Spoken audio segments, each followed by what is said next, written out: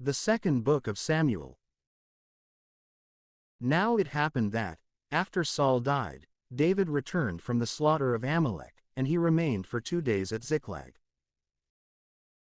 Then, on the third day, a man appeared, arriving from the camp of Saul, with his garments torn and dust sprinkled on his head. And when he came to David, he fell on his face, and he reverenced. And David said to him, "Where have you come from?" And he said to him, "I have fled from the camp of Israel." And David said to him, "What is the word that has happened? Reveal it to me."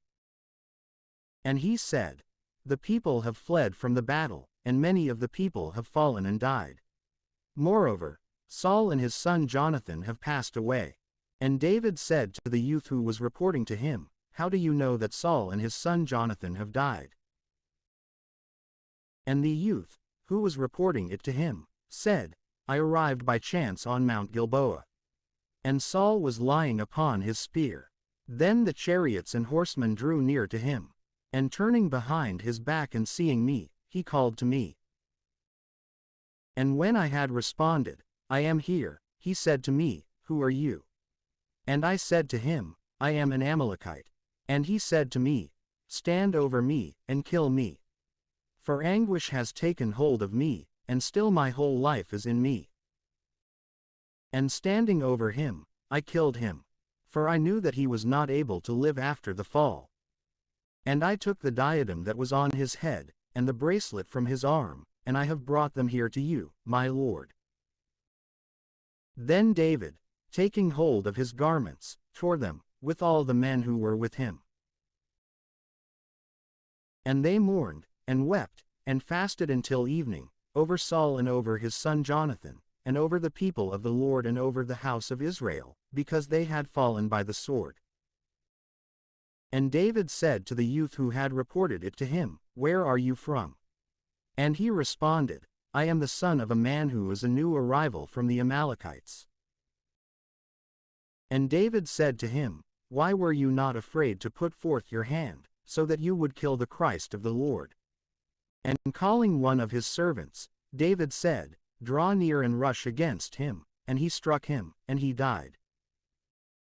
And David said to him, "Your blood is upon your own head. For your own mouth has spoken mourned a lamentation over Saul and over his son Jonathan, in this way." And he said, "Consider, O Israel, on behalf of those who are dead, wounded upon your heights, the illustrious of Israel have been killed upon your mountains. How could the valiant have fallen? Do not choose to announce it in Gath, and do not announce it in the crossroads of Ashkelon. Otherwise, the daughters of the Philistines may rejoice, otherwise, the daughters of the uncircumcised may exult. O mountains of Gilboa, let neither dew, nor rain fall over you, and may these not be the fields of the first fruits. For in that place, the shield of the valiant was cast away, the shield of Saul, as if he had not been anointed with oil. From the blood of the slain, from the fat of the strong, the arrow of Jonathan never turned back, and the sword of Saul did not return empty. Saul and Jonathan, worthy to be loved, and stately in their life, even in death they were not divided. They were swifter than eagles, stronger than lions. O daughters of Israel, weep over Saul, who clothed you with scarlet finery, who offered ornaments of gold for your adornment. How could the valiant have fallen in battle? How could Jonathan have been slain on the heights? I grieve over you, my brother Jonathan, exceedingly stately, and worthy to be loved above the love of women. As a mother loves her only son, so also did I love you. How could the robust have fallen, and the weapons of war have perished? And so, after these things, David consulted the Lord, saying, "Shall I ascend to one of the cities of Judah?" And the Lord said to him, "Ascend." And David said, "To where shall I ascend?" And he responded to him, "To Hebron." Therefore, David ascended with his 2 wives, Ahinoam, the Jezreelite, and Abigail, the wife of Nabal of Carmel. And as for the men who were with him, David led forth each man with his household. And they stayed in the towns of Hebron. And the men of Judah went and anointed David there, so that he would reign over the house of Judah. And it was reported to David that the men of Jabesh Gilead had buried Saul. Therefore, David sent messengers to the men of Jabesh Gilead, and he said to them, Blessed are you to the Lord, who has accomplished this mercy with your lord Saul, so that you would bury him. And now, certainly, the Lord will repay to you mercy and truth. But I also will act with favor, because you have accomplished this word. Let your hands be strengthened, and be sons of fortitude. For even though your lord Saul has died, still the house of Judah has anointed me as king over them. Then Abner, the son of Ner, the leader of the army of Saul, took Ishbosheth, the son of Saul, and he led him around, throughout the camp. And he appointed him as king over Gilead, and over Geshuri, and over Jezreel, and over Ephraim, and over Benjamin, and over all of Israel. Ishbosheth, the son of Saul, was 40 years old when he had begun to rule over Israel. And he reigned for 2 years. For only the house of Judah followed David. And the number of the days, during which David was staying and ruling in Hebron over the house of Judah, was 7 years and 6 months. And Abner, the son of Ner, and the youths of Ishbosheth, the son of Saul, went out from the camp to Gibeon. Therefore, Joab, the son of Zeruiah, and the youths of David, went out and met them beside the pool of Gibeon. And when they had convened together, they sat down opposite one another, these on one side of the pool, and those on the other side. And Abner said to Joab, Let the youths rise up and play before us. And Joab answered, Let them rise up.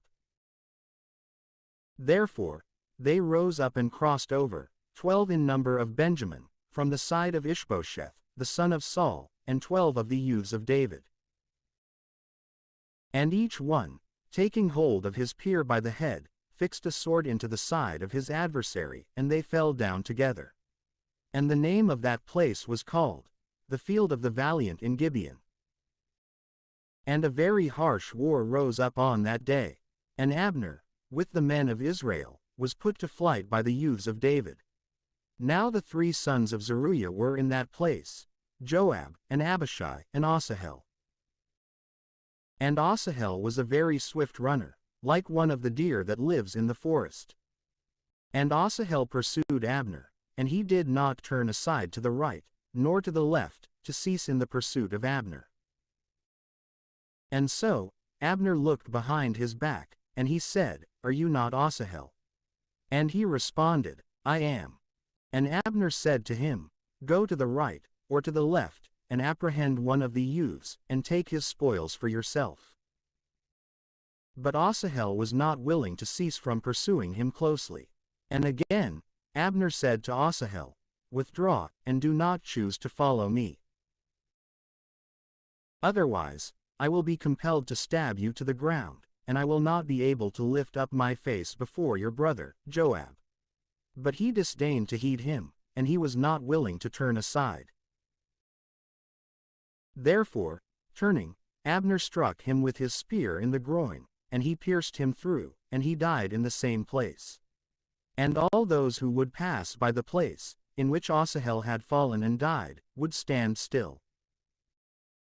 Now while Joab and Abishai were pursuing Abner as he fled, the sun set. And they went as far as the hill of the aqueduct, which is opposite the valley on the way of the desert in Gibeon. And the sons of Benjamin gathered themselves to Abner. And being joined in one battle line, they stood at the summit of a hill. And Abner cried out to Joab, and he said, Will your sword rage unto utter destruction? Are you ignorant that it is perilous to act in desperation? How long will you not tell the people to cease from the pursuit of their brothers? And Joab said, As the Lord lives, if you had spoken in the morning, the people would have withdrawn from pursuing their brothers. Therefore, Joab sounded the trumpet, and the entire army stood still, and they did not pursue after Israel any more, and they did not engage in conflict. Then Abner and his men went away, all that night, through the plains. And they crossed the Jordan, and having roamed throughout all of Bethhoron, they arrived in the camp. But Joab, returning after he had released Abner, gathered together all the people. And of David's youths, they were missing 19 men, aside from Asahel. But of Benjamin and of the men who were with Abner, the servants of David had struck 360, who also died. And they took Asahel, and they buried him in the sepulchre of his father at Bethlehem. And Joab, and the men who were with him, walked throughout the night, and they arrived in Hebron at the very break of day. 173 Then a long struggle occurred between the house of Saul and the house of David, with David prospering and growing ever stronger, but the house of Saul decreasing daily. And sons were born to David in Hebron. And his firstborn son was Ammon, from Ahinoam the Jezreelite. And after him, there was Chalib, from Abigail, the wife of Nabal of Carmel. Then the third was Absalom, the son of Maacah, the daughter of Talmai, the king of Geshur. Then the fourth was Adonijah, the son of Haggith. And the fifth was Shephatiah, the son of Abidal. Also, the sixth was Ithream, from Eglah, the wife of David. These were born to David at Hebron. Then, while there was a battle between the house of Saul and the house of David, Abner, the son of Ner, was reigning over the house of Saul. Now Saul had a concubine named Rizpah, the daughter of Aiah. And Ishbosheth said to Abner, "Why did you enter to the concubine of my father?" But he, being exceedingly angry at the words of Ishbosheth, said, "Am I the head of a dog against Judah this day? I have shown mercy to the house of Saul, your father, and to his brothers and friends. And I have not delivered you into the hands of David. And yet today you have sought me, so that you might rebuke me over a woman. May God do these things to Abner, and may he add these other things, if, in the same way that the Lord swore to David, I do not do so with him, that the kingdom be transferred from the house of Saul, and that the throne of David be elevated over Israel and over Judah. From Dan to Beersheba, and he was not able to respond anything to him, because he was in fear of him. Therefore, Abner sent messengers to David for himself, saying, Whose is the land? And so that they would say, Make a friendship with me, and my hand will be with you, and I will lead back all of Israel to you. And he said, It is best. I will make a friendship with you. But one thing I ask of you, saying, You shall not see my face before you bring Michal, the daughter of Saul. And in this way, you shall come, and see me. Then David sent messengers to Ishbosheth, the son of Saul, saying, Restore my wife Michal, whom I espoused to myself for 100 foreskins of the Philistines. Therefore, Ishbosheth sent and took her from her husband Paltiel, the son of Laish. And her husband was following her, weeping, as far as Bahurim. And Abner said to him, Go and return. And he returned. Likewise, Abner sent word to the elders of Israel, saying, As much yesterday as the day before, you were seeking David, so that he might reign over you. Therefore, accomplish it now. For the Lord has spoken to David, saying, By the hand of my servant David, I will save my people Israel from the hand of the Philistines and of all their enemies. Then Abner also spoke to Benjamin. And he went away, so that he might speak to David in Hebron all that would be pleasing to Israel and to all of Benjamin. And he went to David in Hebron with 20 men. And David made a feast for Abner, and for his men who had arrived with him. And Abner said to David, I will rise up, so that I may gather all of Israel to you, my lord the king, and so that I may enter into a pact with you, and so that you may reign over all, just as your soul desires.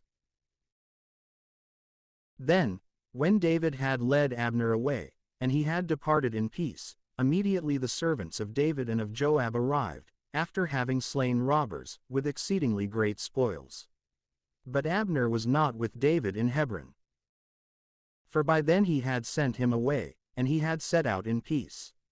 And Joab, and the entire army that was with him, had arrived afterward. And so, it was reported to Joab, explaining that Abner, the son of Ner, went to the king, and he dismissed him, and he went away in peace. And Joab entered to the king, and he said, What have you done? Behold, Abner came to you. Why did you dismiss him, so that he has gone and departed? Do you not know, about Abner, the son of Ner, that he came to you for this, so that he might deceive you, and might know of your departure and your return, and so that he might know all that you do? And so, Joab, going out from David, sent messengers after Abner, and he brought him back from the cistern of Sirah, without David knowing. And when Abner had returned to Hebron, Joab took him alone to the middle of the gate, so that he might speak to him, but with deceit. And there, he stabbed him in the groin, and he died, in revenge for the blood of Asahel, his brother. And when David had heard of it, now that the matter was done, he said, I and my kingdom are clean before the Lord, even forever, of the blood of Abner, the son of Ner. And may it fall upon the head of Joab, and upon the entire house of his father. And may there not fail to be, in the house of Joab, one who suffers from a flow of seed, or one who is leprous, or one who is effeminate, or one who falls by the sword, or one who is in need of bread. And so, Joab and his brother Abishai killed Abner, because he had killed their brother Asahel at Gibeon, during the battle. Then David said to Joab, and to all the people who were with him, Tear your garments, and gird yourselves with sackcloth, and mourn before the funeral procession of Abner. Moreover, King David himself was following the casket. And when they had buried Abner in Hebron, King David lifted up his voice, and he wept over the burial mound of Abner. And all the people also wept. And the king, mourning and lamenting Abner, said, By no means has Abner died the way that cowards usually die. Your hands are not bound, and your feet are not weighed down with fetters. But just as men often fall before the sons of iniquity, so you have fallen. And while repeating this, all the people wept over him. And when the entire multitude had arrived to take food with David, while it was still broad daylight, David swore, saying, May God do these things to me, and may he add these other things, if I taste bread or anything else before the sun sets. And all the people heard it, and everything that the king did in the sight of the entire people was pleasing to them. And every common person, and all of Israel, realized on that day that the killing of Abner, the son of Ner, had not been done by the king. The king also said to his servants, Could you be ignorant that a leader and a very great man has fallen today in Israel? But I am still tender, and yet anointed king. And these men of the sons of Zeruiah are too harsh for me. May the Lord repay whoever does evil in accord with his malice. Then Ishbosheth, the son of Saul, heard that Abner had fallen in Hebron. And his hands were weakened, and all of Israel was troubled. Now the son of Saul had 2 men, leaders among robbers. The name of the one was Baanah, and the name of the other was Rechab, sons of Rimmon, a Beerothite from the sons of Benjamin. 174 For indeed, Beeroth, too, was reputed with Benjamin. And the Beerothites had fled into Gittaim, and they were strangers there, until that time. Now Jonathan, the son of Saul, had a son with disabled feet. For he was 5 years old when the report about Saul and Jonathan arrived from Jezreel. And so, his nurse, taking him up, fled. And while she was hurrying, so that she might flee, he fell and was made lame. And he was called Mephibosheth. And so, the sons of Rimmon the Beerothite, Rechab and Baanah, arrived and entered the house of Ishbosheth in the heat of the day. And he was sleeping on his bed at midday. And the doorkeeper of the house, who was cleaning the wheat, fell fast asleep. Then they entered the house secretly, taking the ears of grain, and Rechab and his brother Baanah stabbed him in the groin, and they fled away. For when they had entered the house, he was sleeping on his bed in a closed room. And striking him, they killed him. And taking his head, they departed by the way of the desert, walking throughout the night. And they brought the head of Ishbosheth to David in Hebron. And they said to the king, Behold, the head of Ishbosheth, the son of Saul, your enemy, who was seeking your life. And so, the Lord has avenged my lord the king, this day, from Saul and from his offspring.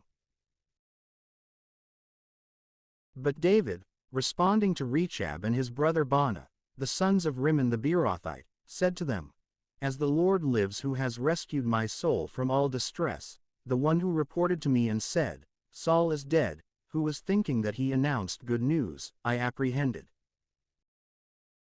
And at Ziklag I killed him who ought to have been given a reward for the news. How much more so now, when impious men have put to death an innocent man in his own house, upon his bed, shall I not require his blood from your hand, and take you away from the earth? And so, David commanded his servants, and they put them to death. And cutting off their hands and feet, they suspended them up over the pool in Hebron. But the head of Ishbosheth they took and buried in the sepulchre of Abner at Hebron. And all the tribes of Israel went to David in Hebron, saying, Behold, we are your bone and your flesh. Moreover, yesterday and the day before, when Saul was king over us, you were the one leading out and leading back Israel. Then the Lord said to you, You shall pasture my people Israel, and you shall be the leader over Israel. Also, the elders of Israel went to the king at Hebron, and King David struck a pact with them at Hebron in the sight of the Lord. And they anointed David as king over Israel. David was a son of 30 years, when he had begun to reign, and he reigned for 40 years. In Hebron, he reigned over Judah for 7 years and 6 months. Then in Jerusalem, he reigned for 33 years over all of Israel and Judah. And the king, and all the men who were with him, went away to Jerusalem, to the Jebusites, the inhabitants of the land. And it was said to David by them, You shall not enter here, unless you will take away the blind and the lame, who say, David shall not enter here. But David seized the stronghold of Zion, the same as the city of David. For David had proposed, on that day, a reward to him who had struck the Jebusites and who had reached to the gutters of the rooftops, and who had taken away the blind and the lame that hated the soul of David. Therefore, it is said in the proverb, The blind and the lame shall not enter into the temple. Then David lived in the stronghold, and he called it, the city of David. And he built it up on all sides, from Millo and inward. And he advanced, prospering and increasing, and the Lord, the God of hosts, was with him. Also, Hiram, the king of Tyre, sent messengers to David, with cedar wood, and with builders of wood and builders of stone, in order to make walls. And they built a house for David.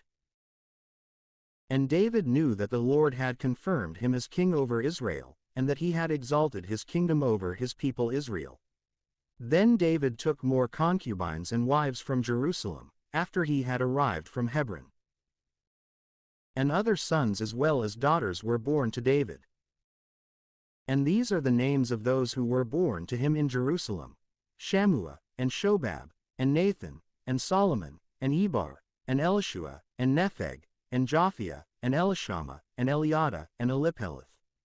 Then the Philistines heard that they had anointed David as king over Israel. And they all ascended, so that they might seek David.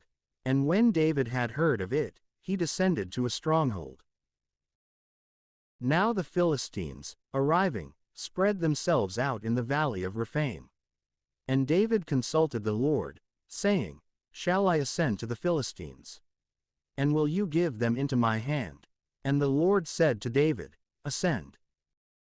For I will certainly give the Philistines into your hand. Therefore, David went to Baal-perazim. And he struck them there. And he said, The Lord has divided my enemies before me, just as the waters are divided. Because of this, the name of that place was called Baal-perazim. And in that place they left behind their graven images, which David and his men took away. And the Philistines continued still, so that they ascended and spread themselves out in the valley of Rephaim.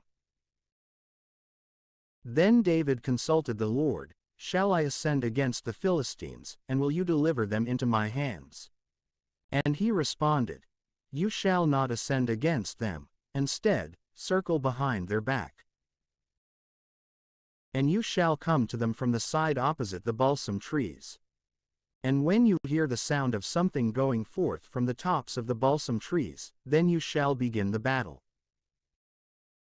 For then the Lord will go forth before your face, so that he may strike the army of the Philistines. And so, David did just as the Lord had instructed him. And he struck down the Philistines, from Gibeon until you arrive at Gezer. Then David again gathered together all the elect men of Israel, 30,000. And David arose and went away, with the entire people who were with him from the men of Judah, so that they might lead back the ark of God, over which is invoked the name of the Lord of hosts, who sits upon the cherubim above it. And they placed the ark of God on a new cart, and they took it from the house of Abinadab, who was in Gibeon. And Uzzah and Ahio, the sons of Abinadab, drove the new cart. And when they had taken it from the house of Abinadab, who was in Gibeon, Ahio preceded the ark as the keeper of the ark of God. But David and all of Israel played before the Lord on every kind of musical instrument made of wood, and on harps, and lyres, and timbrels, and bells, and cymbals. And after they had arrived at the threshing floor of 175 Nacon, Uzzah extended his hand to the ark of God, and he touched it, because the oxen were kicking and had caused it to tip. And the indignation of the Lord was enraged against Uzzah, and he struck him for his temerity. And there he died, beside the ark of God. Then David was saddened because the Lord had struck Uzzah. And the name of that place was called, the striking of Uzzah, even to this day. And David was very fearful of the Lord on that day, saying, How shall the ark of the Lord be brought to me? And he was not willing to send the ark of the Lord to himself in the city of David. Instead, he sent it into the house of Obed-Edom, the Gittite. And the ark of the Lord dwelt in the house of Obed-Edom the Gittite, for 3 months. And the Lord blessed Obed-Edom, and all his household. And it was reported to King David that the Lord had blessed Obed-Edom, and all that was his, because of the ark of God. Therefore, David went and brought the ark of God, from the house of Obed-Edom, into the city of David with joy. And there were with David 7 choirs, and calves for victims.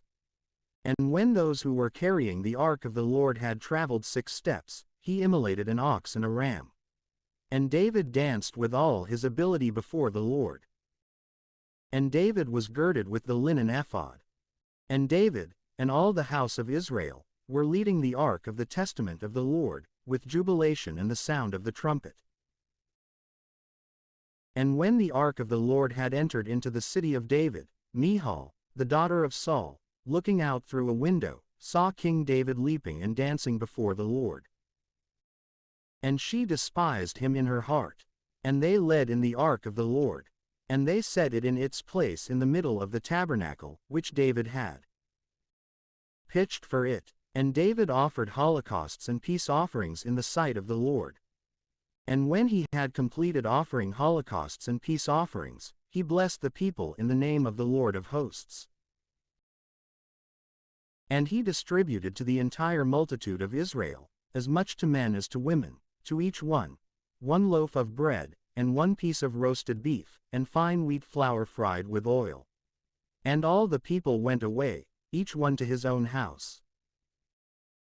And David returned, so that he might bless his own house.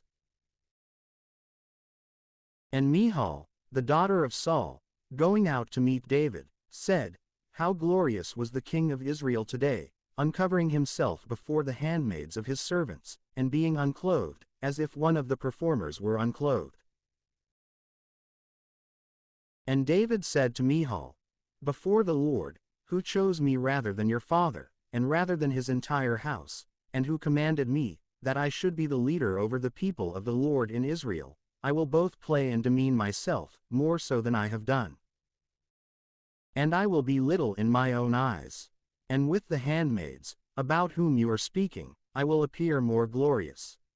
And so, there was no child born to Michal, the daughter of Saul, even to the day of her death.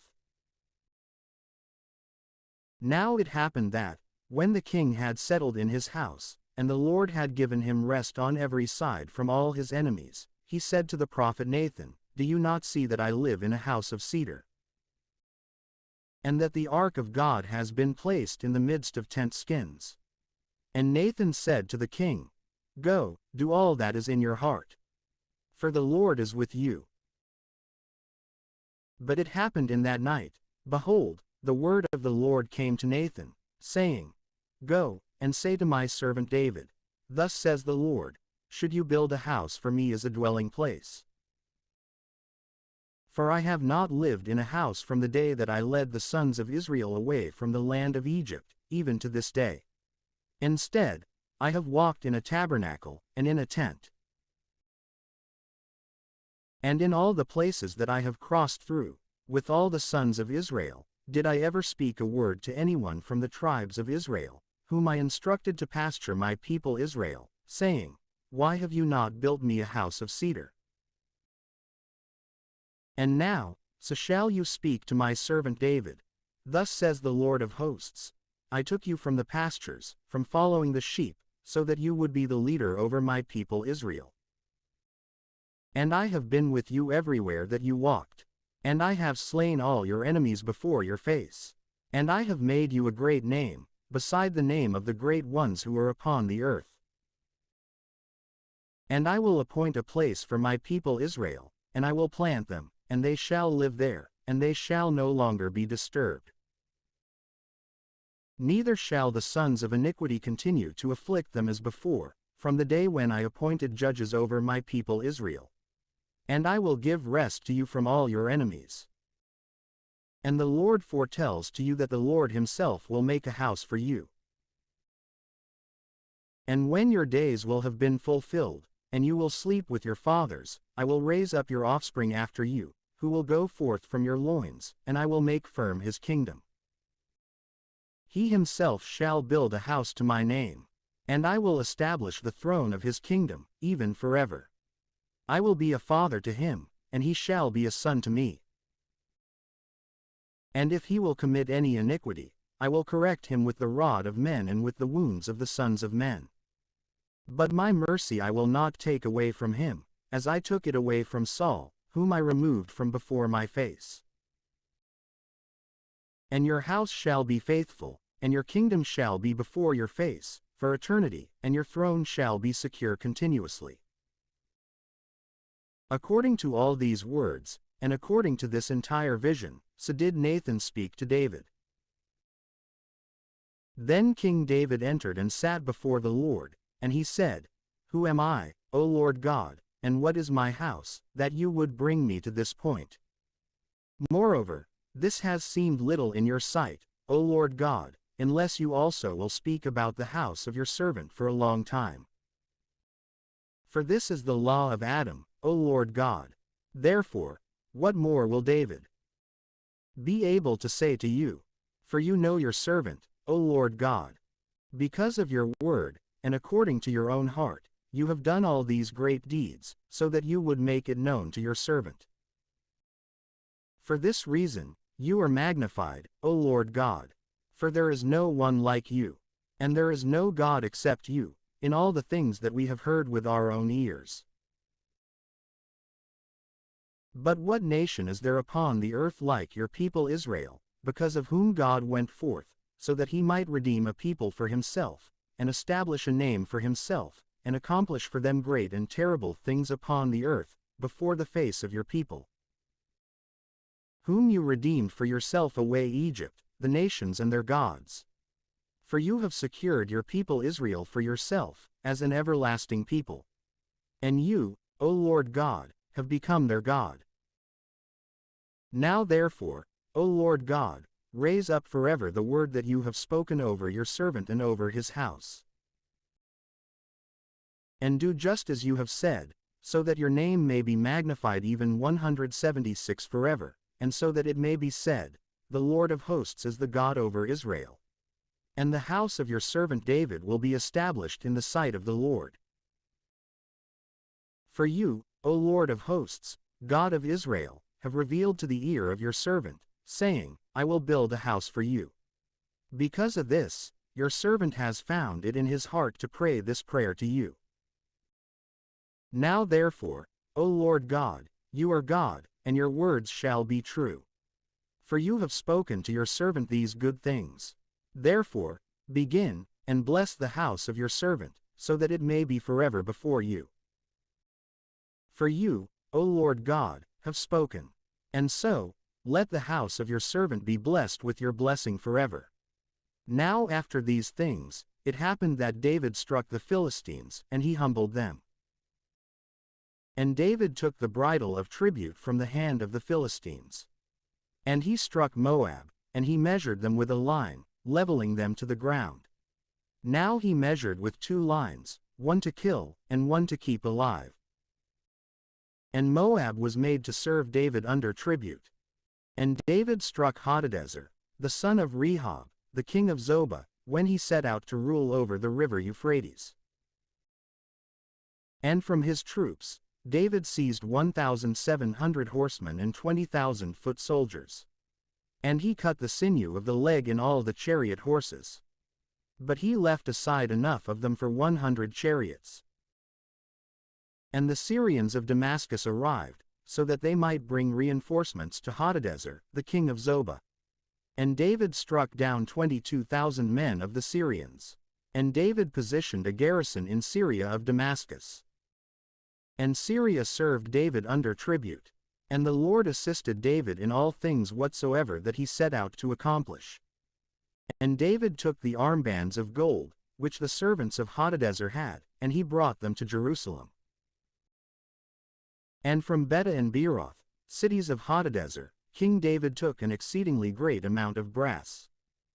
Then Toi, the king of Hamath, heard that David had struck down the entire strength of Hadadezer.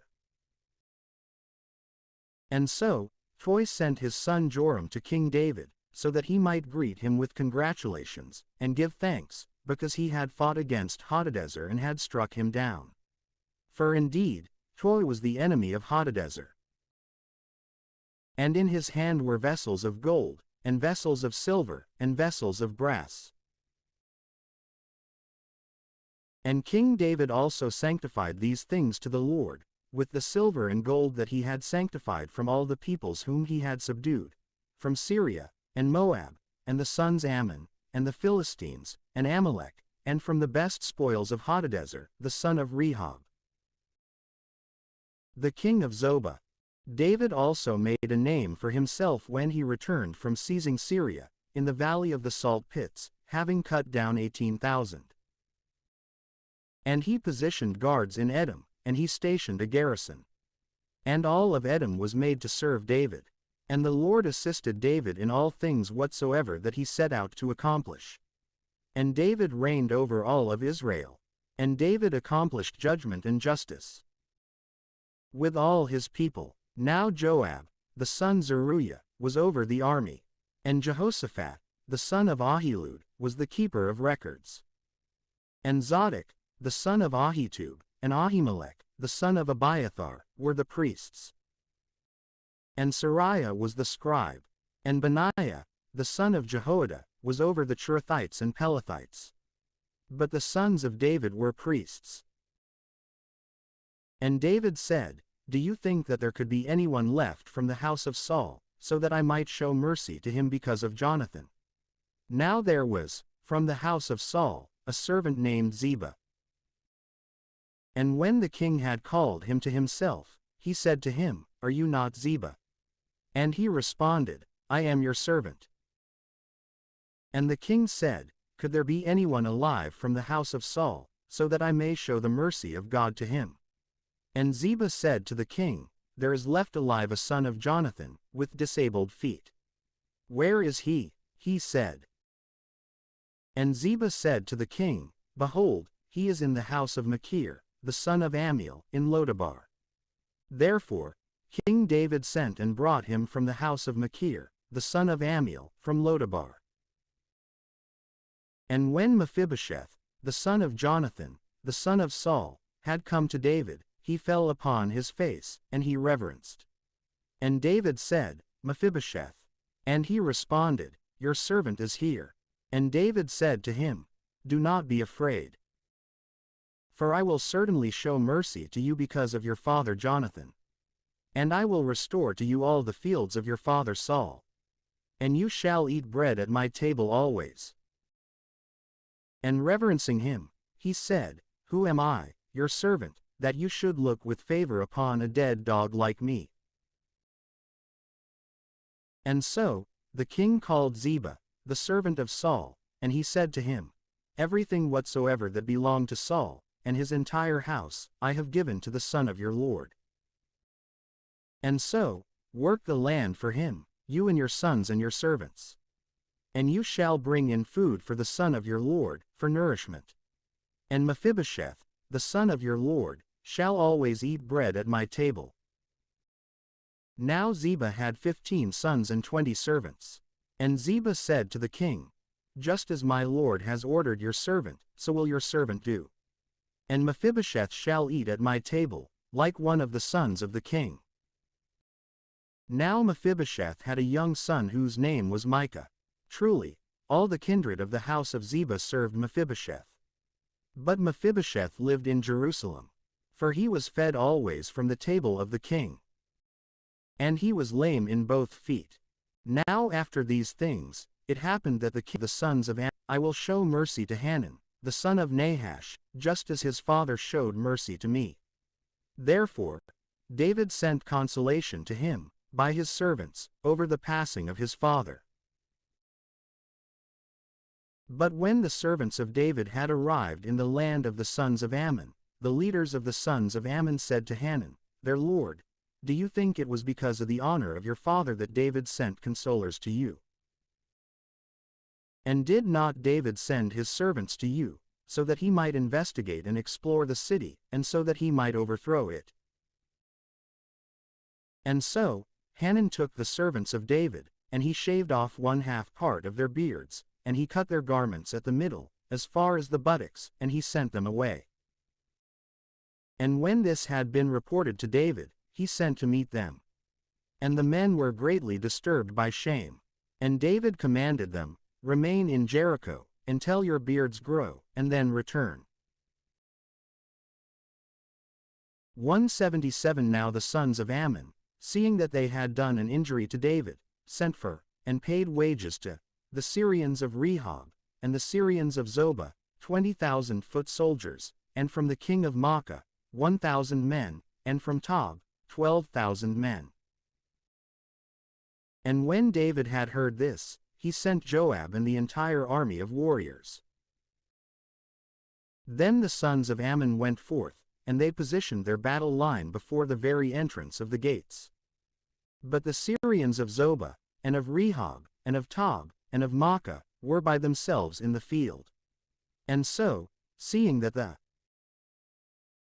battle had been prepared against him, both facing him and behind, Joab chose some from all of the elect men of Israel, and he set up a battle line opposite the Syrians.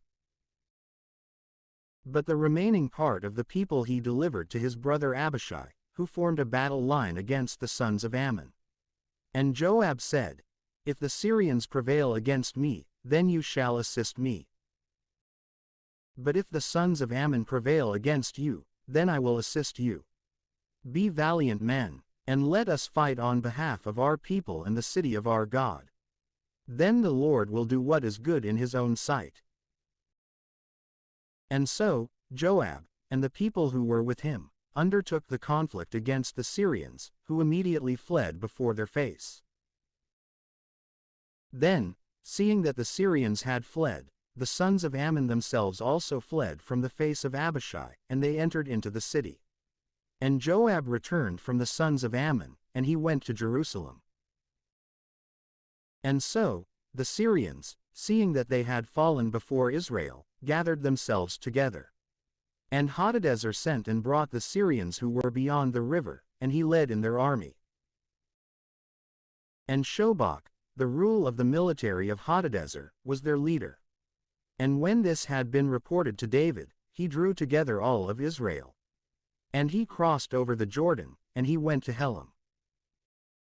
And the Syrians formed a battle line opposite David, and they fought against him. And the Syrians fled before the face of Israel.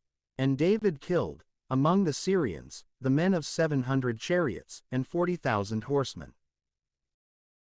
And he struck down Shobach, the leader of the military, who immediately died. Then all the kings who were in the reinforcements of Hadadezer, seeing themselves to be defeated by Israel, were very afraid, and they fled, 58,000 men before Israel. And they made peace with Israel, and they served them. And the Syrians were afraid to offer assistance to the sons of Ammon any more. Now it happened that, at the turn of the year, in the time when kings usually go forth to war, David sent Joab, and his servants with him, and all of Israel, and they laid waste to the sons of Ammon, and they besieged Rabbah. But David remained in Jerusalem. While these things were taking place, David happened to arise from his bed after midday, and he walked upon the terrace of the king's house. And he saw, across from his terrace, a woman washing herself. And the woman was very beautiful. Therefore, the king sent and inquired who the woman might be. And it was reported to him that she was Bathsheba, the daughter of Eliam, the wife of Uriah, the Hittite. And so, David sent messengers, and he took her. And when she had entered to him, he slept with her. And presently, she was purified from her uncleanness. And she returned to her house, having conceived an unborn child. And sending, she informed David, and she said, I have conceived. Then David sent to Joab, saying, Send me Uriah, the Hittite. And Joab sent Uriah to David. And Uriah went to David. And Uriah departed from the house of the king. And a meal from the king followed after him. But Uriah slept before the gate of the king's house, with the other servants of his lord, and he did not go down to his own house. And it was reported to David by some, saying, Uriah did not go into his house. And David said to Uriah, Did you not arrive from a journey? Why did you not go down to your house? And Uriah said to David, The ark of God, and Israel and Judah, dwell in tents, and my lord Joab, and the servants of my lord, stay upon the face of the earth. And should I then go into my own house, so that I may eat and drink, and sleep with my wife? By your welfare and by the welfare of your soul, I will not do this thing. Therefore, David said to Uriah, Even so, remain here today, and tomorrow I will send you away.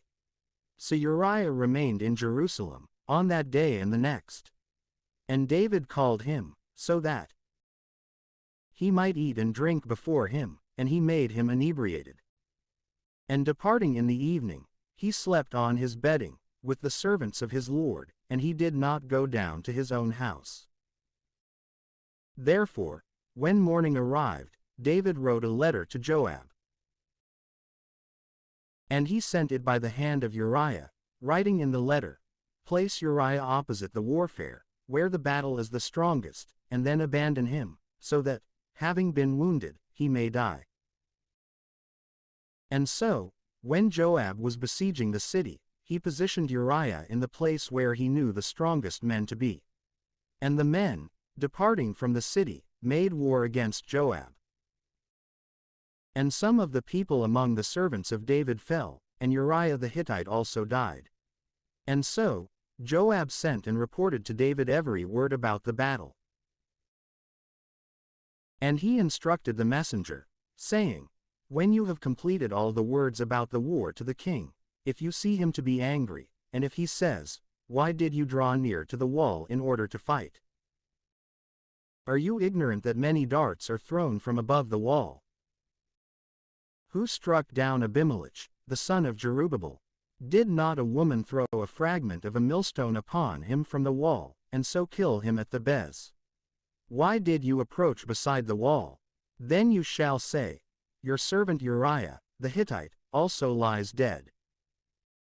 Therefore, the messenger departed, and he went and described to David all that Joab had instructed him. And the messenger said to David, "The men prevailed against us, and they went out to us in the field. Then we pursued them, making an assault, even to the gate of the city. And the archers directed their arrows at your servants from the wall above. And some of the king's servants died, and then also your servant Uriah the Hittite died." And David said to the messenger, "You shall say these things to Joab, do not let this matter dishearten you. For varied are the events of war. Now this one, and now that one, is consumed by the sword. Encourage your warriors against the city and exhort them, so that you may destroy it."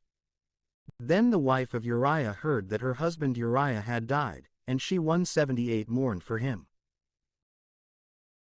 But when the lamentation was completed, David sent and brought her into his house, and she became his wife, and she bore a son to him. And this word, which David had done, was displeasing in the sight of the Lord. Then the Lord sent Nathan to David. And when he had come to him, he said to him, "Two men were in one city, one wealthy, and the other poor. The wealthy man had very many sheep and oxen.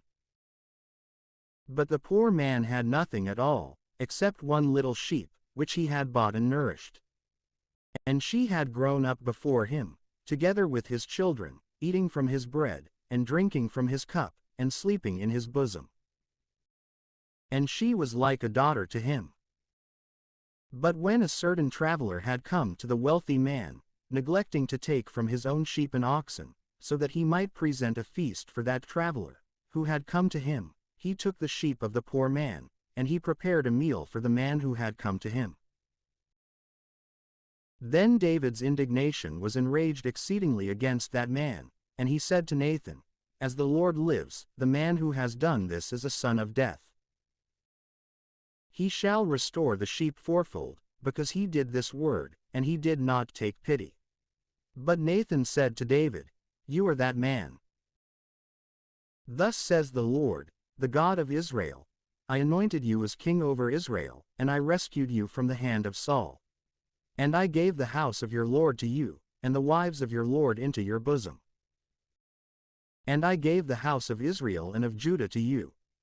And as if these things were small, I shall add much greater things to you. Therefore, why have you despised the word of the Lord, so that you did evil in my sight? You have struck down Uriah the Hittite with the sword. And you have taken his wife as a wife for yourself. And you have put him to death with the sword of the sons of Ammon. For this reason, the sword shall not withdraw from your house, even perpetually. Because you have despised me, and you have taken the wife of Uriah the Hittite, so that she may be your wife. And so, thus says the Lord, Behold, I will raise up over you an evil from your own house. And I will take your wives away before your eyes, and I will give them to your neighbor. And he will sleep with your wives in the sight of this sun. For you acted secretly. But I will do this word in the sight of all of Israel, and in the sight of the sun." And David said to Nathan, "I have sinned against the Lord." And Nathan said to David, "The Lord has also taken away your sin. You shall not die. Yet truly, because you have given occasion to the enemies of the Lord to blaspheme, because of this word, the son who was born to you, dying he shall die. And Nathan returned to his own house. And the Lord struck the little one, whom the wife of Uriah had borne to David, and he was despaired of. And David begged the Lord on behalf of the little one. And David fasted strictly, and entering alone, he lay upon the ground. Then the elders of his house came, urging him to rise up from the ground. And he was not willing, nor would he eat a meal with them. Then, on the 7th day, it happened that the infant died. And the servants of David were afraid to report to him that the little one had died. For they said, Behold, when the child was still alive, we were speaking to him, but he would not listen to our voice. How much more will he afflict himself, if we tell him that the boy is dead? But when David had seen his servants whispering, he realized that the infant had died. And he said to his servants, Is the child dead? And they responded to him, He is dead. Therefore, David rose up from the ground, and he washed and anointed himself. And when he had changed his clothing, he entered the house of the Lord, and he worshipped. Then he went to his own house, and he asked them to place bread before him, and he ate. But his servants said to him, What is this word that you have done? You fasted and were weeping, on behalf of the infant, while he was still alive. But when the boy was dead, you arose and ate bread. And he said, While he was yet alive, I fasted and wept on behalf of the infant. For I said, Who knows if the Lord may perhaps give him to me, and let the infant live? But now that he is dead, why should I fast? Would I be able to bring him back any more? Instead, I will go to him. Yet truly, he will not return to me. And David consoled his wife Bathsheba, and entering to her, he slept with her. And she bore a son, and he called his name Solomon, and the Lord loved him. And he sent, by the hand of Nathan the prophet, and he called his name, Beloved of the Lord, because the Lord loved him. And then Joab fought against Rabbah of the sons of Ammon, and he fought outside the royal city. And Joab sent messengers to David, saying, I have struggled against Rabbah, and so the city of waters will soon be seized. Now therefore, gather the remaining portion of the people together, and besiege the city and take it. Otherwise, when the city will have been laid waste by me, the victory will be ascribed to my name. And so David gathered together all the people, and he set out against Rabbah. And after he had fought, he seized it. And he took the crown of their king from his head. The weight of it was a talent of gold, having the most precious gems. And it was placed upon the head of David. Moreover, he carried away the spoils of the city, which were very many. Also, bringing forth its people, he sawed them, and he drove over them with iron wagons, and he divided them with knives, and he dragged them through brick kilns. So he did to all the citizens of the sons of Ammon. And David returned, with the entire army, to Jerusalem. Now after these things, it happened that Amnon, the son of David, was in love with the very beautiful sister of Absalom, the son of David, and she was called Tamar. And he pined for her exceedingly, so much so that, out of love for her, he became ill. For, since she was a virgin, it seemed a difficulty to him that he would do anything dishonest with her. Now Amnon had a friend named Jonadab, the son of Shemaiah, the brother of David, a very prudent man. And he said to him, Why are you becoming so thin from day to day, O son of the king? Why won't you tell me? And Amnon said to him, I am in love with Tamar, the sister of my brother Absalom. And Jonadab said to him, Lie down upon your bed, and feign sickness. And when your father will come to visit you, say to him, I ask you to let my sister Tamar come to me, so that she may give me food, and may make a small meal, so that I may eat it from her hand. And so, Amnon lay down, and he began to act as if he were ill. And when the king had come to visit him, Amnon said to the king, I beg you to let my sister Tamar come to me, and make in my sight 179 too little portions of food, so that I take it from her hand. Therefore, David sent home to Tamar, saying, Come to the house of your brother Amnon, and make a small meal for him. And Tamar went into the house of her brother Amnon. But he was lying down. And taking flour, she mixed it. And dissolving it in his sight, she cooked little portions of food. And taking what she had cooked, she poured it out, and she set it before him. But he refused to eat. And Amnon said, Send everyone away from me. And when they had sent everyone away, Amnon said to Tamar, Bring the food into the bedroom, so that I may eat from your hand. Therefore, Tamar took the little portions of food that she had made, and she brought them to her brother Amnon in the bedroom. And when she had presented the food to him, he took hold of her, and he said, Come lie with me, my sister.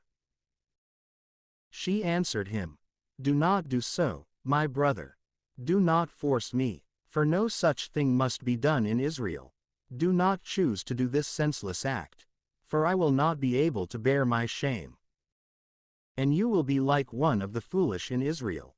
For it is better to speak to the king, and he will not deny me to you. But he was not willing to agree to her petition.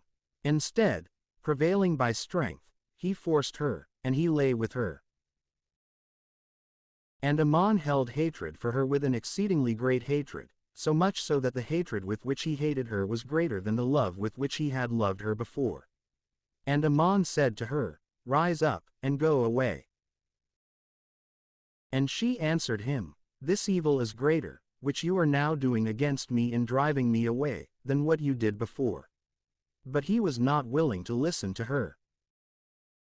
Instead, calling the servants who were ministering to him, he said, Cast this woman out from me, and close the door behind her. Now she was clothed with an ankle-length robe. For the virgin daughters of the king made use of this kind of garment. And so, his servant cast her out, and he closed the door behind her. And she sprinkled ashes upon her head, and she tore her ankle-length robe. And placing her hands upon her head, she went forth, walking and crying out. Then her brother Absalom said to her, Has your brother Amnon lain with you? But now, sister, be quiet, for he is your brother. And you should not afflict your heart because of this matter. And so, Tamar remained, wasting away in the house of her brother Absalom. And when King David had heard about these things, he was deeply grieved. But he was not willing to afflict the spirit of his son Amnon. For he loved him, since he was his firstborn. Yet Absalom did not speak to Amnon, neither good nor evil. For Absalom hated Amnon because he had violated his sister Tamar. Then, after the time of 2 years, it happened that the sheep of Absalom were being shorn in Baal-Hazor, which is near Ephraim.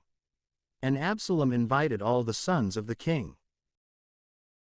And he went to the king, and he said to him, Behold, the sheep of your servant are being shorn. I ask that the king, with his servants, may come to his servant. And the king said to Absalom, Do not, my son, do not choose to ask that we may all come and be a burden to you. Then, after he urged him, and he had refused to go, he blessed him. And Absalom said, If you are not willing to come, I beg you, at least let my brother Amnon come with us.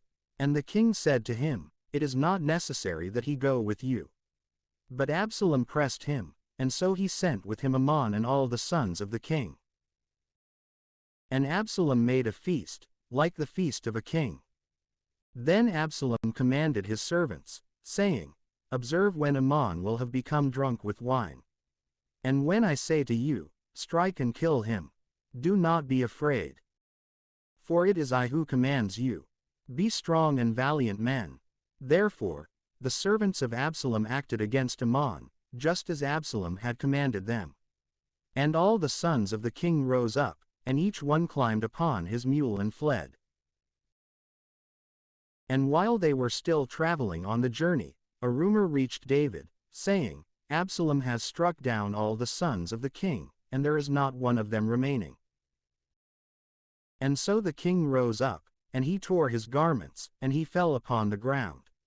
And all his servants, who were standing near him, tore their garments.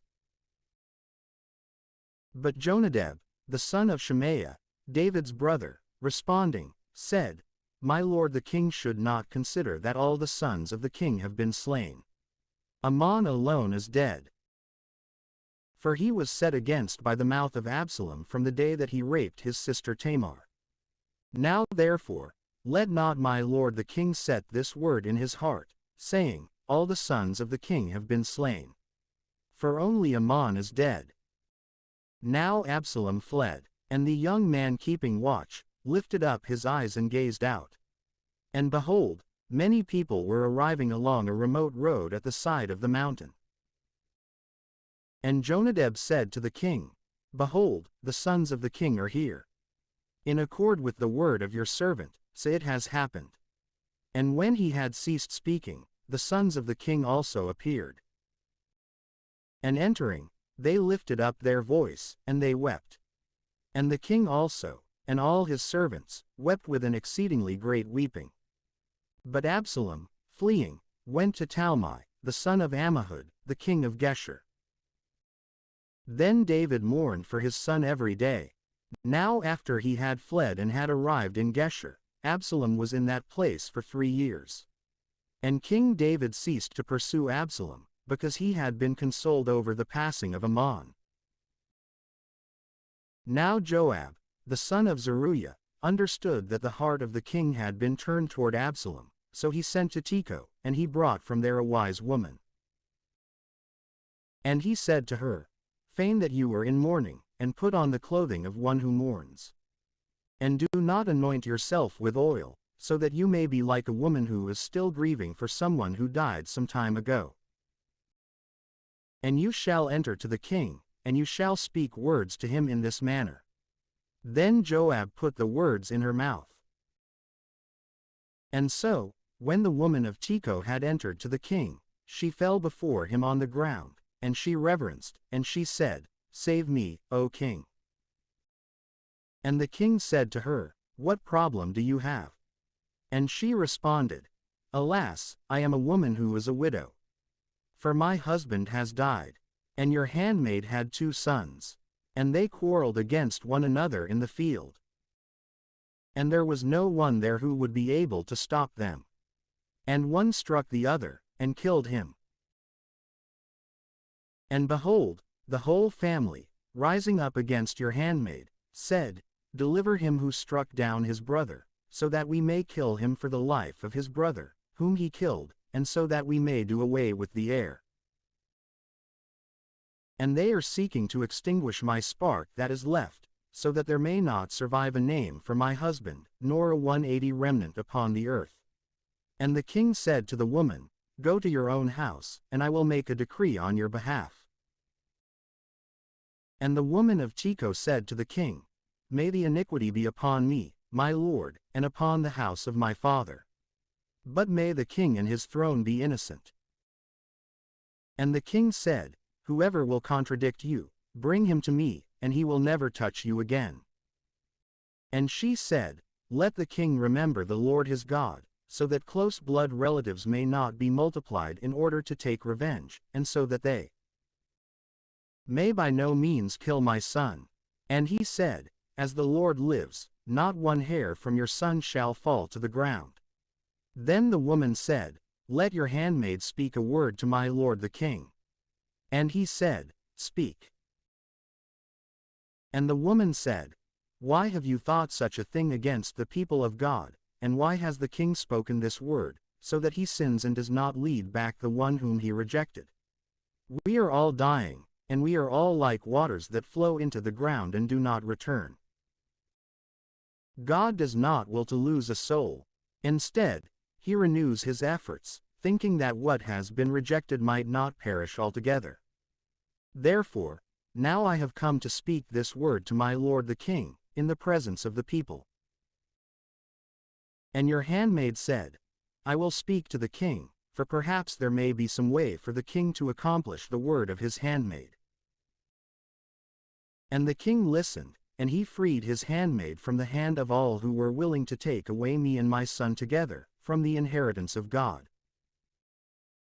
Therefore, let your handmaid speak, so that the word of my lord the king may be like a sacrifice. For even like an angel of God, says my lord the king, so that he is moved by neither a blessing, nor a curse.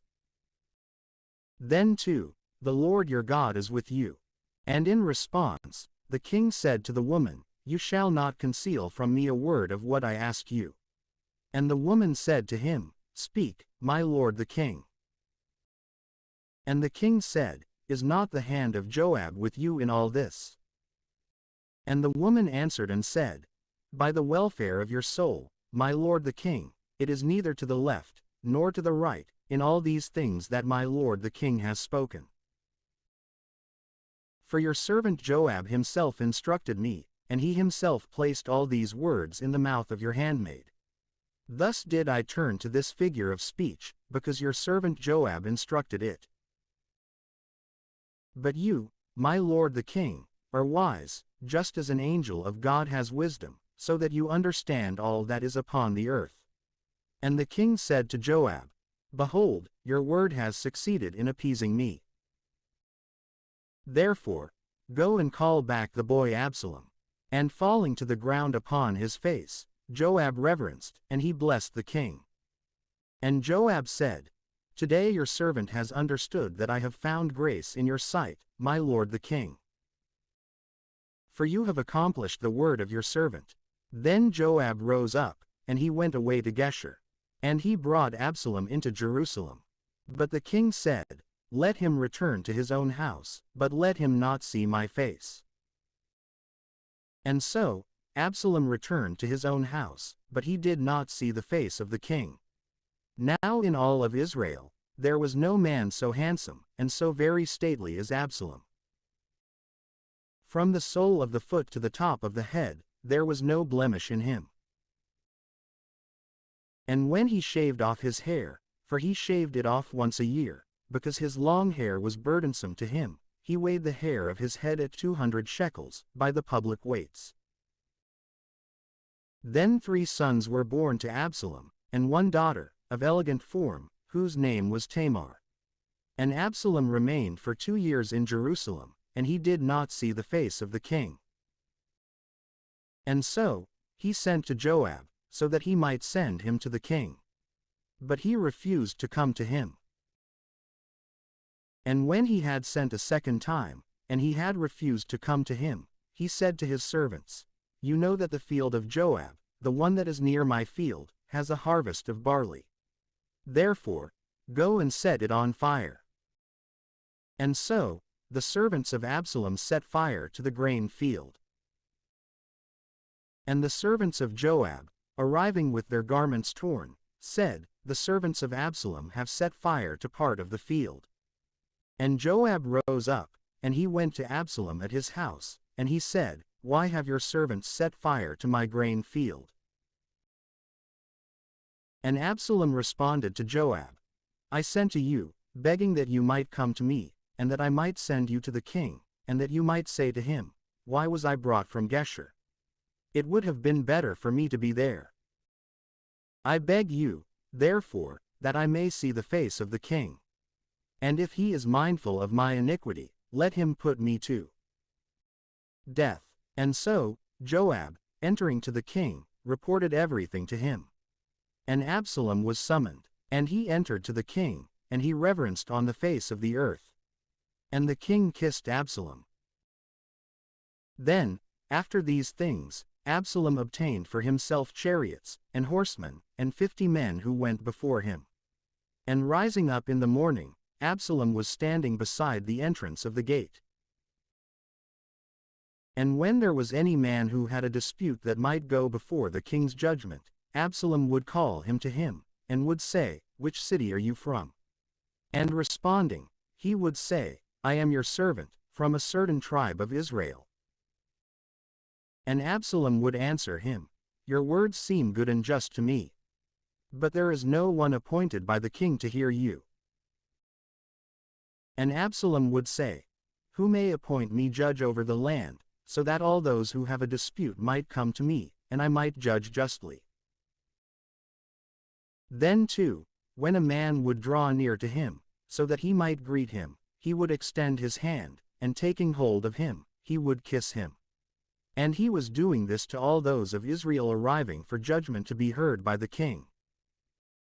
And he solicited the hearts of the men of Israel. Then, after 40 years, Absalom said to King David, I should go and pay my vows, which I have vowed to the Lord at Hebron. For your servant made a vow, when he was in Geshur of Syria, saying, If the Lord will lead me back to Jerusalem, I will sacrifice to the Lord. And King David said to him, Go in peace. And he rose up and went away to Hebron. Absalom sent scouts into all the tribes of Israel, saying, As soon as you hear the blare of the trumpet, say, Absalom reigns in Hebron. Now having been called, 200 men from Jerusalem went forth with Absalom, going in simplicity of heart and being entirely ignorant of the plan. Absalom also summoned Ahithophel the Gilonite, a counselor of David, from his city, Gilo. And when he was immolating victims, a very strong oath was sworn, and the people, hurrying together, joined with Absalom. Then a messenger went to David, saying, With their whole heart, all of Israel is following Absalom. And 181 David said to his servants, who were with him in Jerusalem, Rise up, let us flee. For otherwise there will be no escape for us from the face of Absalom. Hurry to depart, lest perhaps, upon arriving, he may seize us, and force ruin upon us, and strike the city with the edge of the sword. And the servants of the king said to him, Everything whatsoever that our lord the king will command, we your servants shall carry out willingly. Therefore, the king departed, with his entire household on foot. And the king left behind 10 women of the concubines to care for the house. And having gone forth on foot, the king and all of Israel stood at a distance from the house. And all his servants were walking beside him. And the legions of the Sarathites and Philethites, and all the Gittites, powerful fighters, 600 men who had followed him from Gath on foot, were preceding the king. Then the king said to Ittai the Gittite, Why do you come with us? Return and live with the king. For you are a stranger, and you departed from your own place. You arrived yesterday. And today should you be compelled to go away with us. For I should go to the place where I am going. But you should return, and lead your own brothers back with you. And the Lord will show mercy and truth to you, because you have shown grace and faith. And Ittai responded to the king, by saying, As the Lord lives, and as my lord the king lives, in whatever place you will be, my lord the king, whether in death or in life, your servant will be there. And David said to Ittai, Come, and pass over. And Ittai the Gittite passed over, and all the men who were with him, and the rest of the multitude. And they all wept with a great voice, and all the people passed over. The king also passed over the torrent Kidron. And all the people advanced opposite the way which looks out toward the desert. Now Zadok the priest also went. And all the Levites went with him, carrying the ark of the covenant of God. And they set down the ark of God. And Abiathar went up, until all the people who had departed from the city had gone by. And the king said to Zadok, Carry back the ark of God into the city.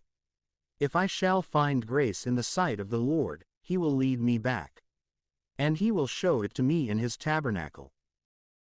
But if he will say to me, You are not pleasing, I am ready.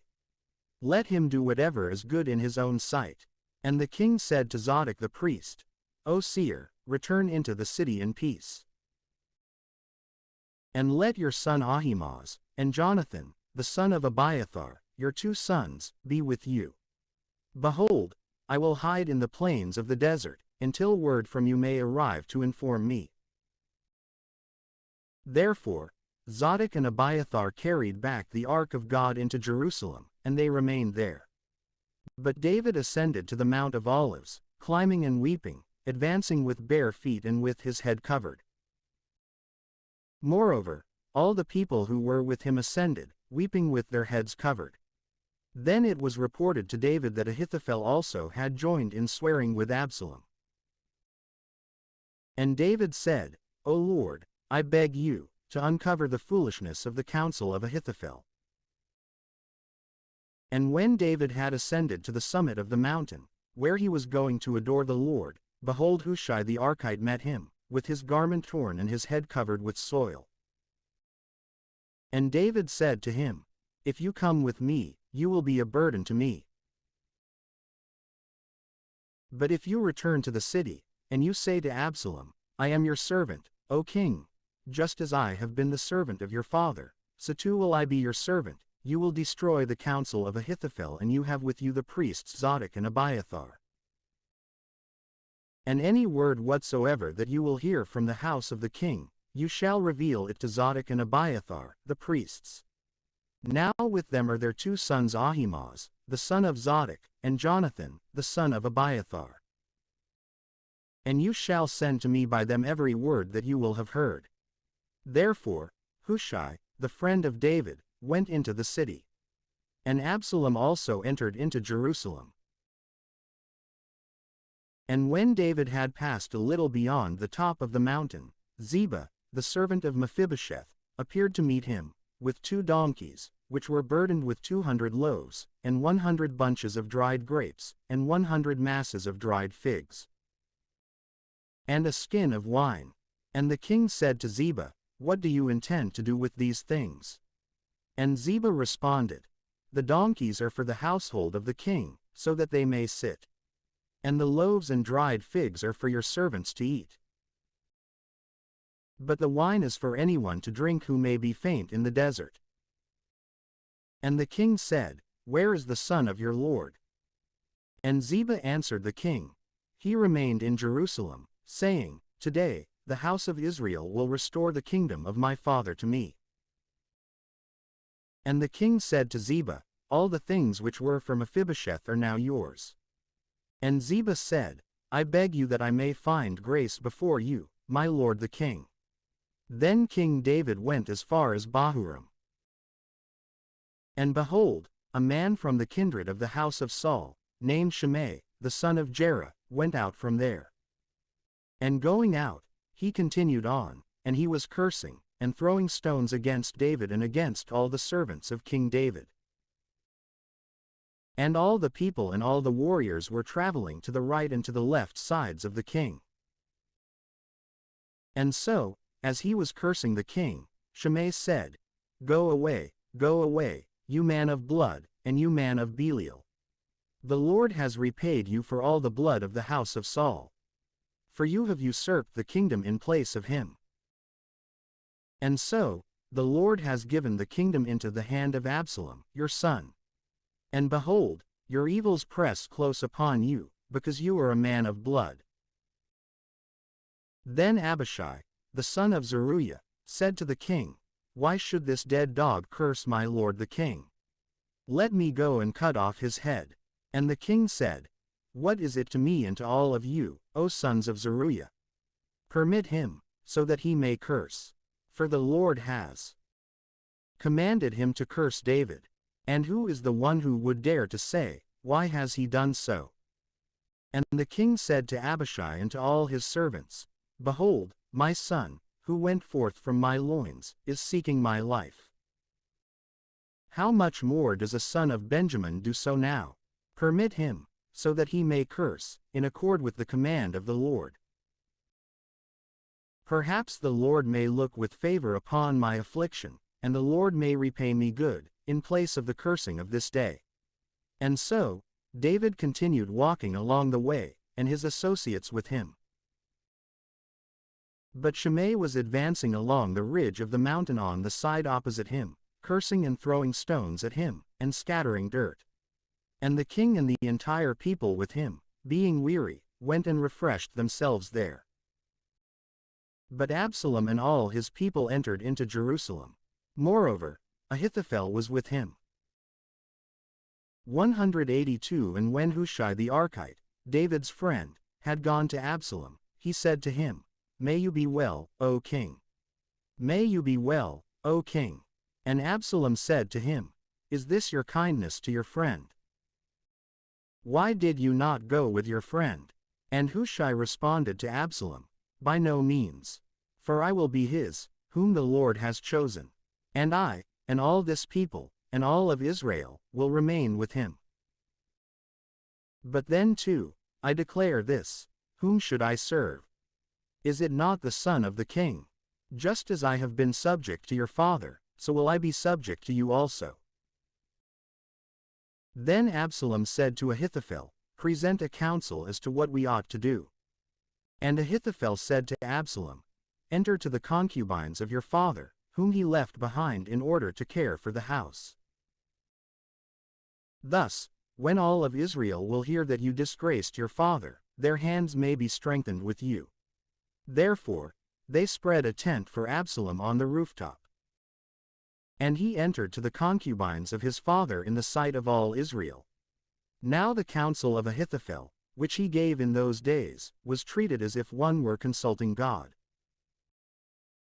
So was every counsel of Ahithophel, both when he was with David, and when he was with Absalom. Then Ahithophel said to Absalom, I will choose for myself 12,000 men, and rising up, I will pursue David this night. And rushing against him, for he is weary and has weakened hands, I will strike him. And when all the people who were with him will have fled, I will strike down the king in isolation. And I will lead back the entire people, returning in the manner of one man. For you are seeking only one man, and all the people shall be in peace. And this word pleased Absalom and all those greater by birth of Israel. But Absalom said, Summon Hushai the Archite, and let us hear what he also may say. And when Hushai had gone to Absalom, Absalom said to him, Ahithophel has spoken a word in this manner. Should we do it or not? What counsel do you give? And Hushai said to Absalom, The counsel that Ahithophel has given at this time is not good. And again Hushai declared, You know your father, and the men who are with him, to be very strong and bitter in soul, comparable to a bear raging in the forest when her young have been taken away. Moreover, your father is a man of war, and so he will not live among the people. Perhaps now he hides in pits, or in another place, wherever he wills. And if by chance, in the beginning, anyone may fall, whoever hears about it, no matter what he has heard, will say, There is a slaughter among the people who were following Absalom. And even the very strong, whose heart is like the heart of a lion, will be weakened out of fear. For all the people of Israel know your father to be a valiant man, and that all who are with him are robust. But this seems to me to be the right counsel. Let all of Israel be gathered to you, from Dan to Beersheba, like the sand of the sea which is innumerable. And you will be in their midst. And we shall rush against him in whatever place he will have been found. And we shall cover him, as the dew usually falls upon the ground. And we shall not leave behind even one of the men who are with him. And if he will enter into any city, all of Israel shall encircle that city with ropes. And we will pull it into the torrent, so that there may not be found even one small stone from it. And Absalom, with all the men of Israel, said, The counsel of Hushai the Archite is better than the counsel of Ahithophel.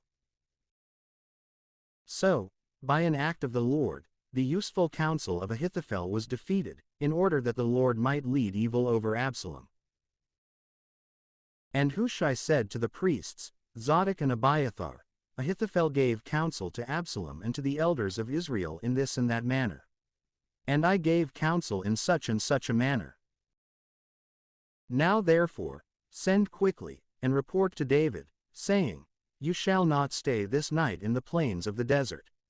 Instead, without delay, go across. Otherwise the king may be engulfed, and all the people who were with him." But Jonathan and Ahimaaz remained beside the fountain of Rogel. And a handmaid went away and reported it to them. And they set out, so that they might carry the report to King David. For they could not be seen, nor enter into the city. But a certain young man saw them, and he revealed it to Absalom. Yet truly, they traveled quickly and entered into the house of a certain man in Bahurim, who had a well in his court, and they descended into it.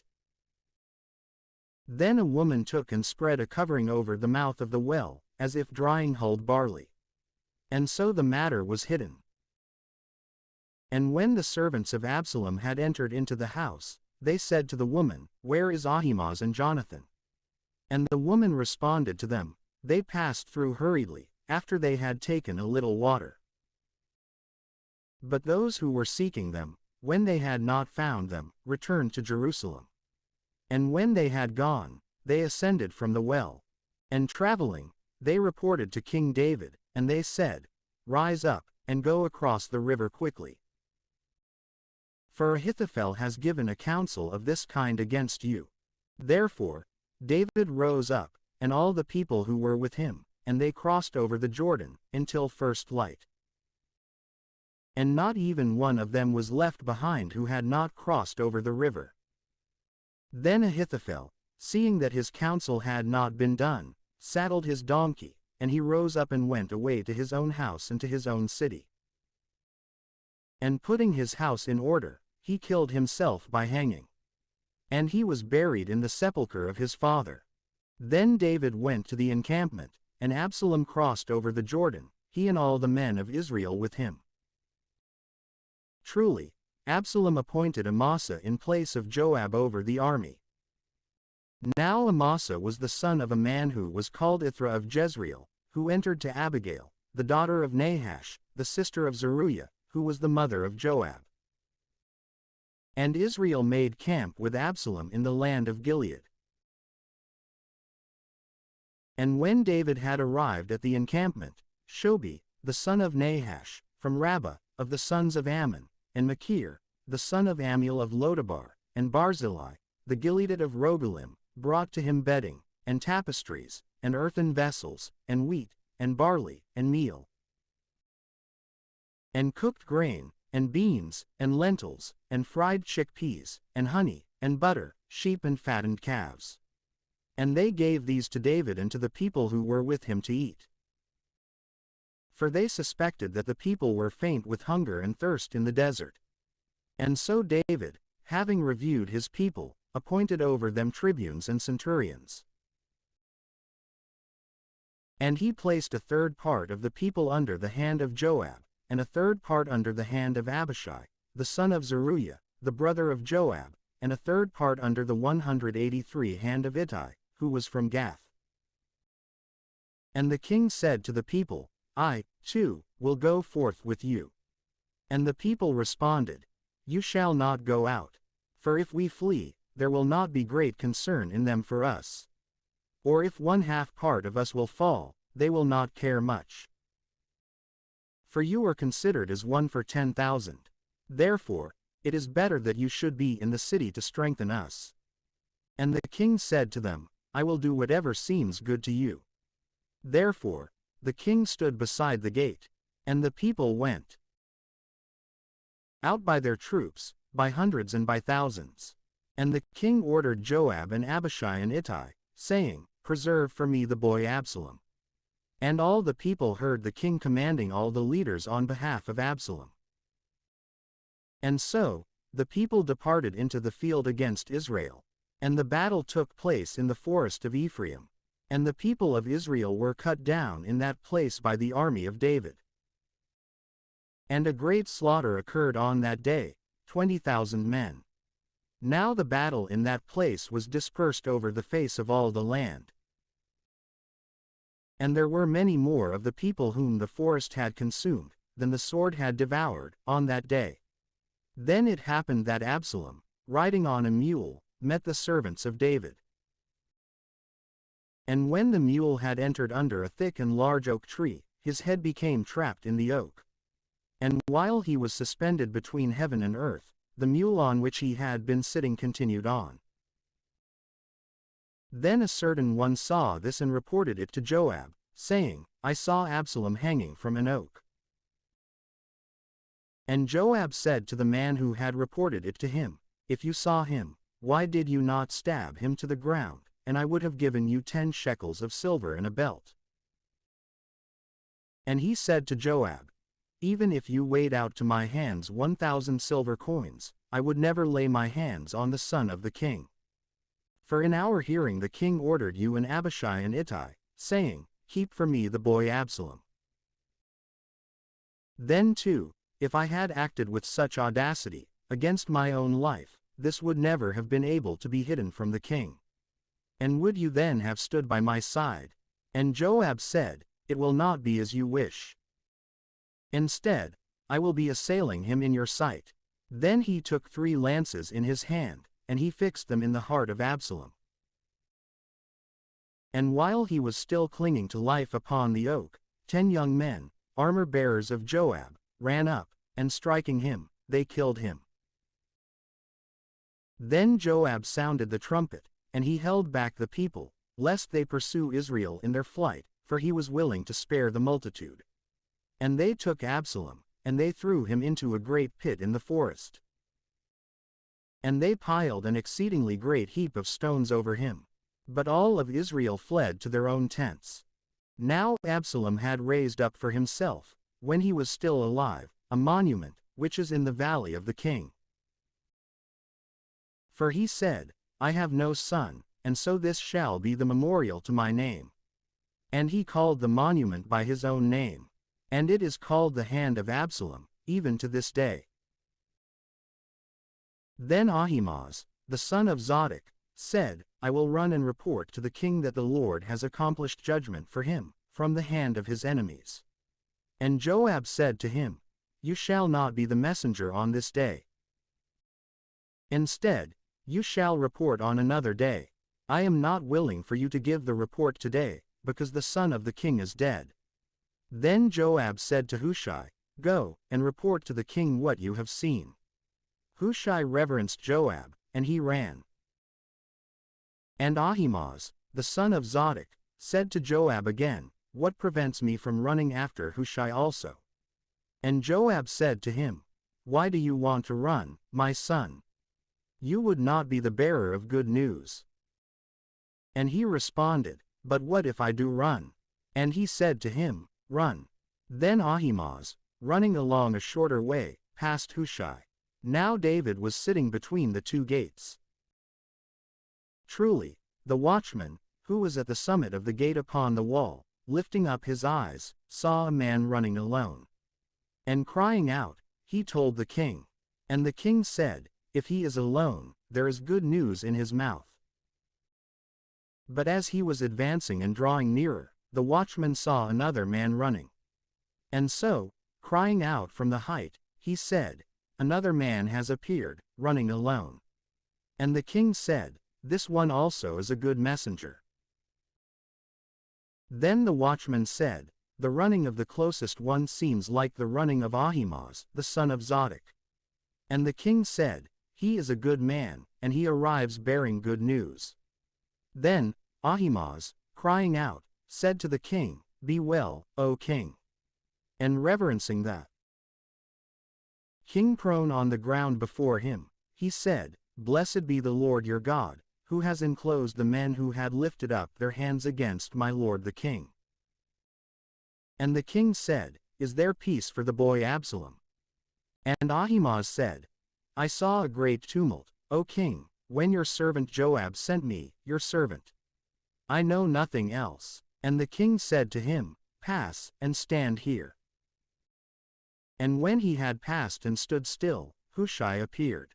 And approaching, he said, I bear good news, my lord the king. For today the Lord has judged for you, from the hand of all who had risen up against you. But the king said to Hushai, Is there peace for the boy Absalom? And responding, Hushai said to him, may the enemies of my lord the king, and all who rise against him for evil, be as the boy is. And so the king, being greatly saddened, ascended to the upper room of the gate, and he wept. And as he went, he was speaking in this manner, My son Absalom. Absalom my son, who can grant to me that I may die on your behalf? Absalom, my son, Absalom. Now it was reported to Joab that the king was weeping and mourning for his son. And so the victory on that day was turned into mourning for all the people. For the people heard it said on that day, The king is grieving over his son.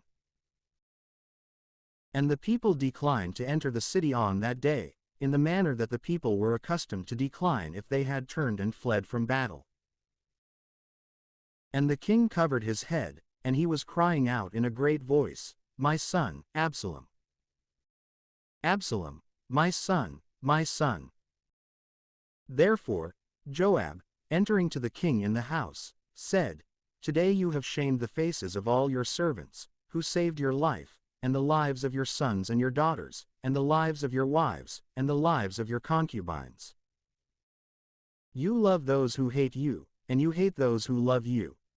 And you have revealed this day that you have no concern for your leaders and for your servants. And truly, I know now that if Absalom had lived, and if we all had been killed, then it would have pleased you. Now then, rise up and go out, and speak so as to make amends to your servants. For I swear to you by the Lord that if you will not go forth, not even one person will be left with 180 for you this night. And this will be worse for you than all the evils that have come to you, from your youth even to the present. Therefore, the king rose up, and he sat at the gate. And it was announced to all the people that the king was sitting at the gate. And the entire multitude went before the king. But Israel fled to their own tents. And all the people were conflicted, in all the tribes of Israel, saying, The king has freed us from the hand of our enemies.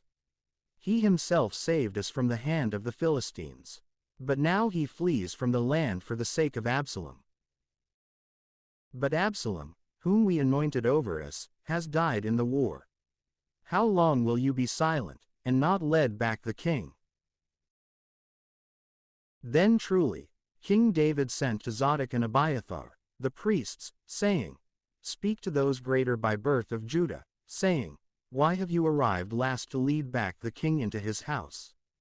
You are my brothers, you are my bone and my flesh. Why are you the last to lead back the king? And say to Amasa, Are you not my bone and my flesh? May God do these things, and may he add these other things, if you will not be the leader of the military in my sight, for all time, in the place of Joab. And he inclined the heart of all the men of Judah, as if one man. And they sent to the king, saying, Return, you and all your servants. And the king returned. And he went as far as the Jordan, and all of Judah went as far as Gilgal, so as to meet the king, and to lead him across the Jordan. And Shimei, the son of Jerah, the son of Benjamin, from Bahurim, hurried and descended with the men of Judah to meet King David, with 1,000 men from Benjamin, and with Ziba, the servant from the house of Saul. And with him were his 15 sons and 20 servants. And going into the Jordan, they crossed the fords before the king, so that they might lead across the house of the king, and might act in accord with his order. Then, Shimei, the son of Jerah, prostrating himself before the king after he had now gone across the Jordan, said to him, May you not impute to me, my lord, the iniquity, nor call to mind the injuries, of your servant in the day that you, my lord the king, departed from Jerusalem. And may you not store it up in your heart, O king. For as your servant, I acknowledge my sin. And for this reason, today, I arrive as the first from all the house of Joseph, and I descend to meet my lord the king. Yet truly, Abishai, the son of Zeruiah, responding, said, Should not Shimei, because of these words, be killed, since he cursed the Christ of the Lord. And David said, What is it to me and to all of you, O sons of Zeruiah? Why are you acting toward me this day like Satan? Why should any man be put to death on this day in Israel? Or do you not know that today I have been made king over Israel? And the king said to Shimei, You shall not die. And he swore to him. And Mephibosheth, the son of Saul, descended to meet the king, with unwashed his feet and uncut beard. And he had not washed his garments from the day that the king had departed, until the day of his return in peace. And when he had met the king at Jerusalem, the king said to him, Why did you not go with me, Mephibosheth? And in response, he said, My lord the king, my servant spurned me. And I, your servant, spoke to him so that he might saddle a donkey for me, and I might climb upon it and go with the king. For I, your servant, am lame. Moreover, he also accused me, your servant, to you, my lord the king. But you, my lord the king, are like an angel of God. Do whatever is pleasing to you. For my father's house was deserving of nothing but death before my lord the king. Yet you have placed me, your servant, among the guests of your table. Therefore, what just complaint might I have? Or what else can I cry out to the king? Then the king said to him, Why are you still speaking? What I have spoken is fixed. You and Ziba shall divide the possessions. And Mephibosheth responded to the king, But now let him take it all, since my lord the king has been returned peacefully into his own house. Likewise, Barzillai the Gileadite, descending from Rogelim, led the king across the Jordan, having prepared also to follow him beyond the river. Now Barzillai the Gileadite was very old, that is, 80 years old. And he provided the king with sustenance when he was staying at the encampment. For indeed, he was an exceedingly rich man. And so the king said to Barzillai, Come with me, so that you may rest securely with me in Jerusalem. And Barzillai said to the king, How many days remain in the years of my life, that I should go up with the king to Jerusalem? Today I am 80 years old. Are my senses quick to discern sweet and bitter? Or is food and drink able to delight your servant? Or can I still hear the voice of men and women singers? Why should your servant be a burden to my lord the king? I, your servant, shall proceed a little ways from the Jordan with you. I am not in need of this recompense. But I beg you that I, your servant, may be returned and may die in my own city, and may be buried beside the sepulchre of my father and my mother. But there is your servant Chimham, let him go with you, my lord the king. And do for him whatever seems good to you. And so the king said to him, Let Chimham cross over with me, and I will do for him whatever will be pleasing to you. And all that you ask of me, you shall obtain. And when the entire people and the king had crossed over the Jordan, the king kissed Barzillai, and he blessed him. And he returned to his own place. Then the king went on to Gilgal, and Chimham went with him.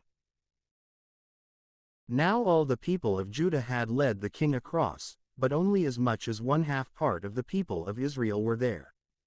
And so, all the men of Israel, running to the king, said to him, Why have our brothers, the men of Judah, stolen you away?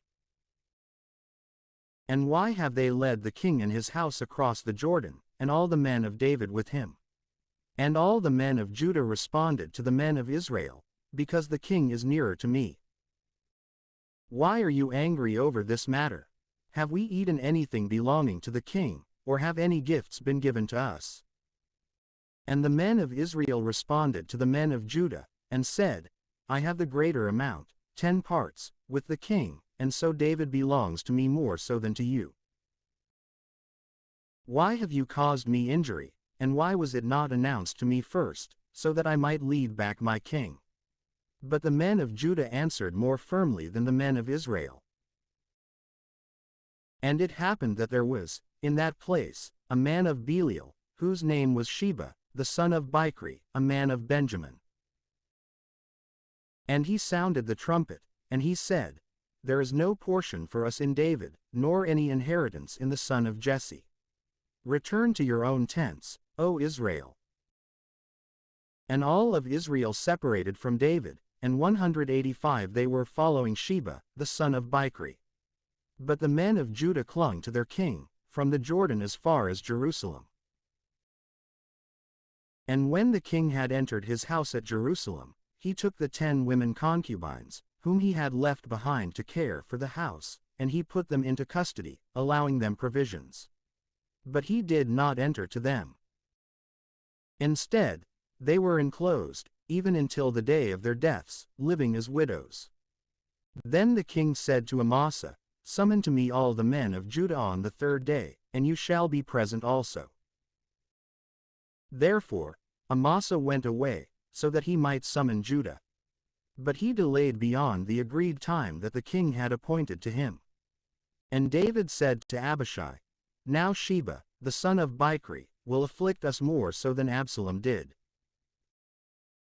Therefore, take the servants of your Lord, and pursue him, otherwise he may find fortified cities, and escape from us. And so, the men of Joab departed with him, along with the Cherethites and the Pelethites. And all the able-bodied men went out from Jerusalem to pursue Sheba, the son of Bichri. And when they were beside the great stone, which is in Gibeon, Amasa came to meet them. Now Joab was wearing a close-fitting coat of equal length with his garment.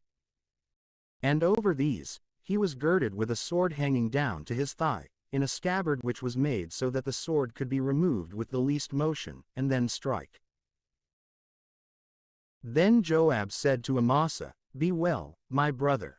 And he held Amasa by the chin with his right hand, as if to kiss him. But Amasa did not notice the sword that Joab had.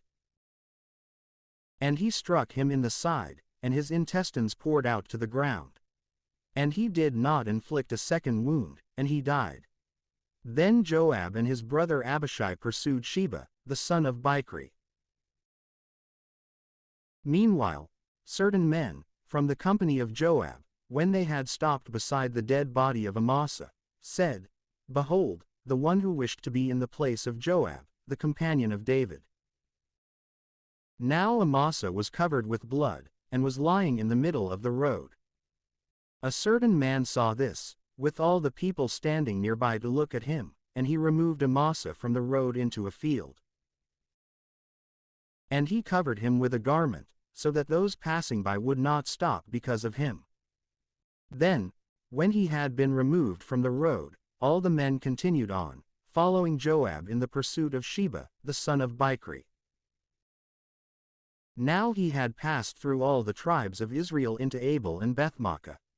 And all the elect men had gathered together to him. And so, they went and besieged him at Abel and Bethmaachah. And they surrounded the city with siege works, and the city was blockaded.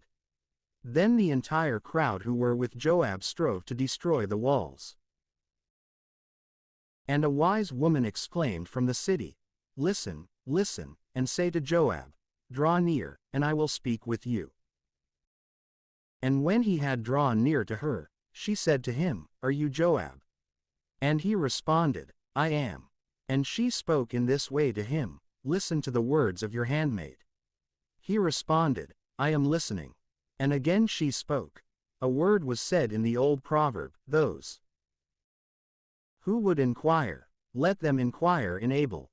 And so they would reach a conclusion. Am I not the one who responds with the truth in Israel? And yet you are seeking to overthrow the city, and to overturn a mother in Israel. Why would you cast down the inheritance of the Lord? And responding, Joab said, May this be far from me. May I not cast down, and may I not demolish. The matter is not as you said. Rather, a man from Mount Ephraim, Sheba, the son of Bichri, by name, has lifted up his hand against King David. Deliver him alone, and we will withdraw from the city. And the woman said to Joab, Behold, his head will be thrown down to you from the wall. Therefore, she entered to all the people, and she spoke to them wisely. And they cut off the head of Sheba, the son of Bichri, and they threw it down to Joab. And he sounded the trumpet, and they withdrew from the city, each one to his own tent. But Joab returned to Jerusalem to the king. Thus Joab was over the entire army of Israel. And Benaiah, the son of Jehoiada, was over the Sarathites and Philethites. Yet truly, Adoram was over the tributes. And Jehoshaphat, the son of Ahilud, was the keeper of records. Now Sheva was the scribe. And truly Zadok and Abiathar were the priests. But Ira, the Jairite, was the priest of David. And a famine occurred, during the days of David, for 3 years continuously. And David consulted the oracle of the Lord. And the Lord said, "This is because of Saul, and his house of bloodshed. For he killed the Gibeonites." Therefore, the king, calling for the Gibeonites, spoke to them. Now the Gibeonites were not of the sons of Israel, but were the remnant of the Amorites. And the sons of Israel had sworn an oath to them, but Saul wished to strike them in zeal, as if on behalf of the sons of Israel and Judah. Therefore, David said to the Gibeonites, "What shall I do for you? And what shall be your satisfaction, so that you may bless the inheritance of the Lord?" And the Gibeonites said to him, "There is no quarrel for us over silver or gold, but against Saul and against his house. And we do not desire that any man of Israel be put to death." The king said to them, "Then what do you wish that I should do for you?" And they said to the king, "The man who unjustly afflicted and oppressed us, we ought to destroy in such manner that not even one of his stock may be left behind in all the parts of Israel. Let 7 men from his sons be given to us, so that we may crucify them to the Lord in Gibeon of Saul, formerly the chosen place of the Lord." And the king said, "I will give them." But the king spared Mephibosheth, the son of Jonathan, the son of Saul, because of the oath of the Lord which had been made between David and Jonathan, the son of Saul. And so the king took the 2 sons of Rizpah, the daughter of Aiah, whom she bore to Saul, Armani and Mephibosheth, and the 5 sons of Michal, the daughter of Saul, whom she conceived of Adriel, the son of Barzillai, who was from Maholath, and he gave them into the hands of the Gibeonites. And they crucified them on a hill in the sight of the Lord. And these 7 fell together in the first days of the harvest, when the barley is beginning to be reaped. Then Rizpah, the daughter of Aiah, taking a haircloth, spread it under herself on a rock, from the beginning of the harvest until water dropped from heaven upon them. And she did not permit the birds to tear them by day, nor the beasts by night. And it was reported to David what Rizpah, the daughter of Aiah, the concubine of Saul, had done.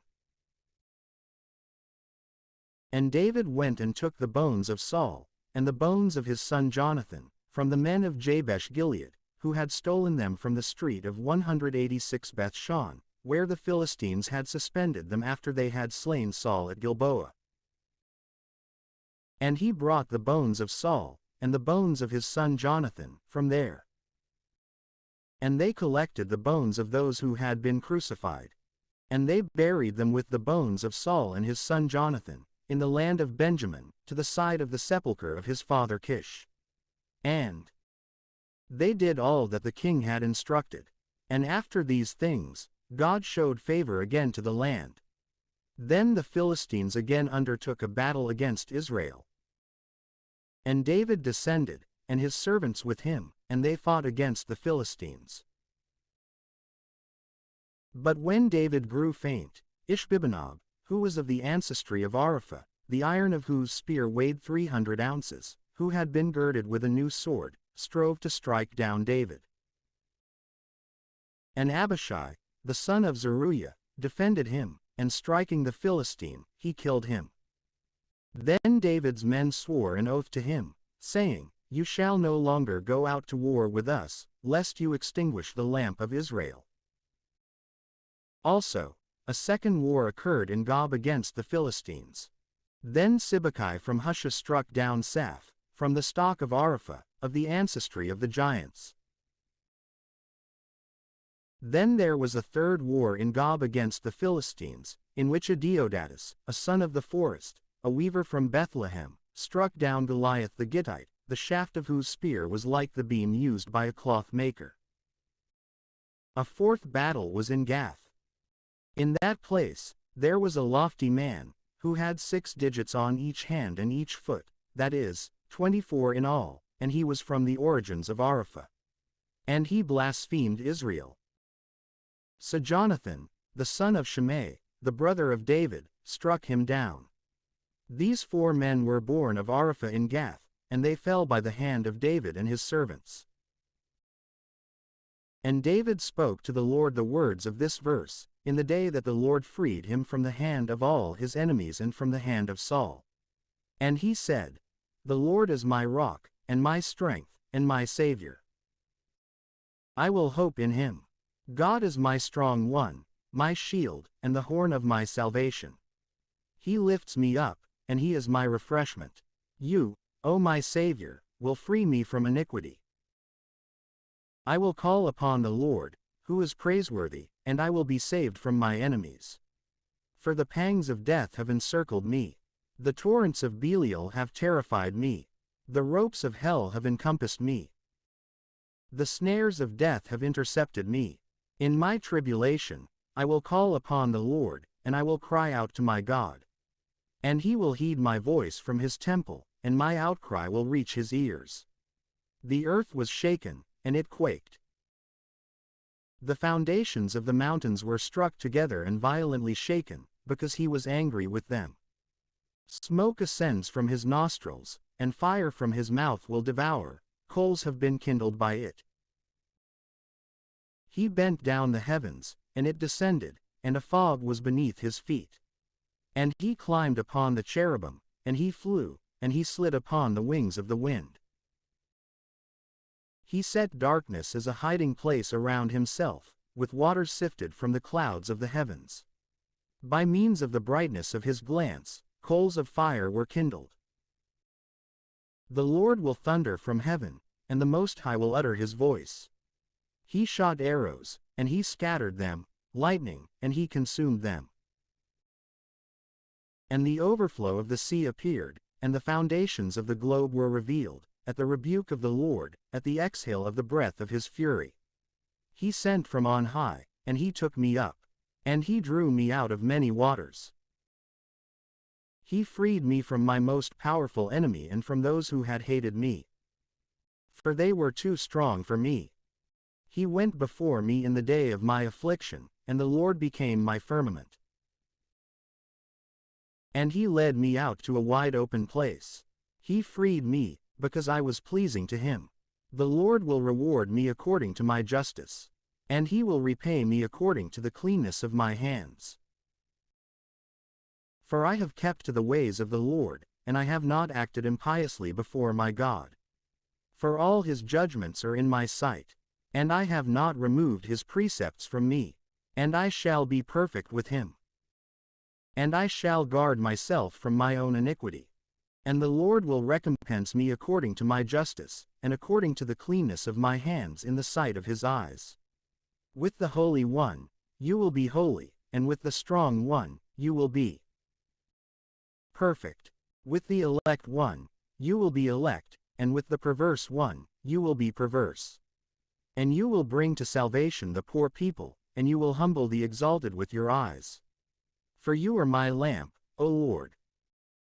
And you, O Lord, will illuminate my darkness. For in you, I will run girded.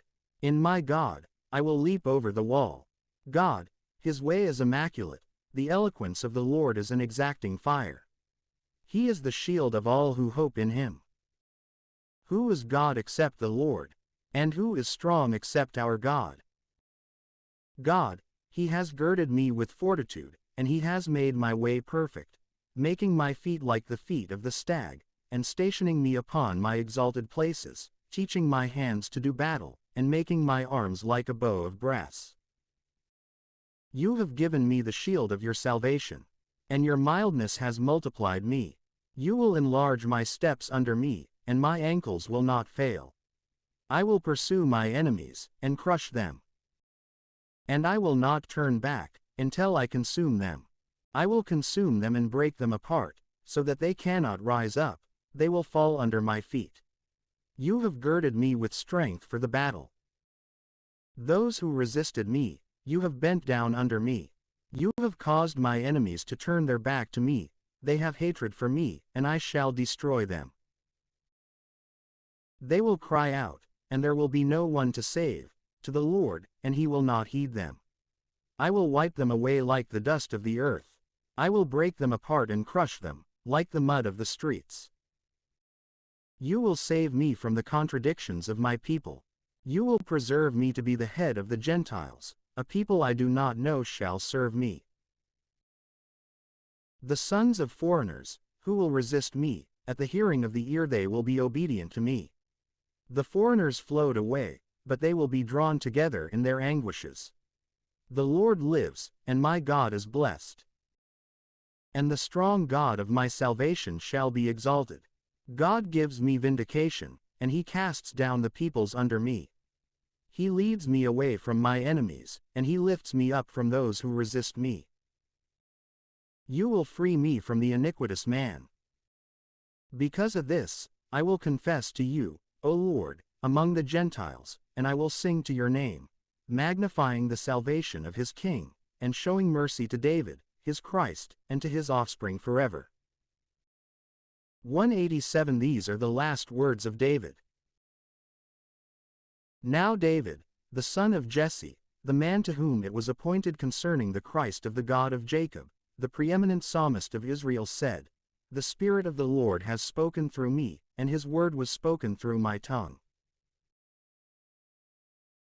The God of Israel spoke to me, the strong one of Israel spoke, the ruler of men, the just ruler, in the fear of God, like the first light of the morning as the sun is rising, when a morning without clouds glows red, and like plants springing forth from the earth after a rainfall.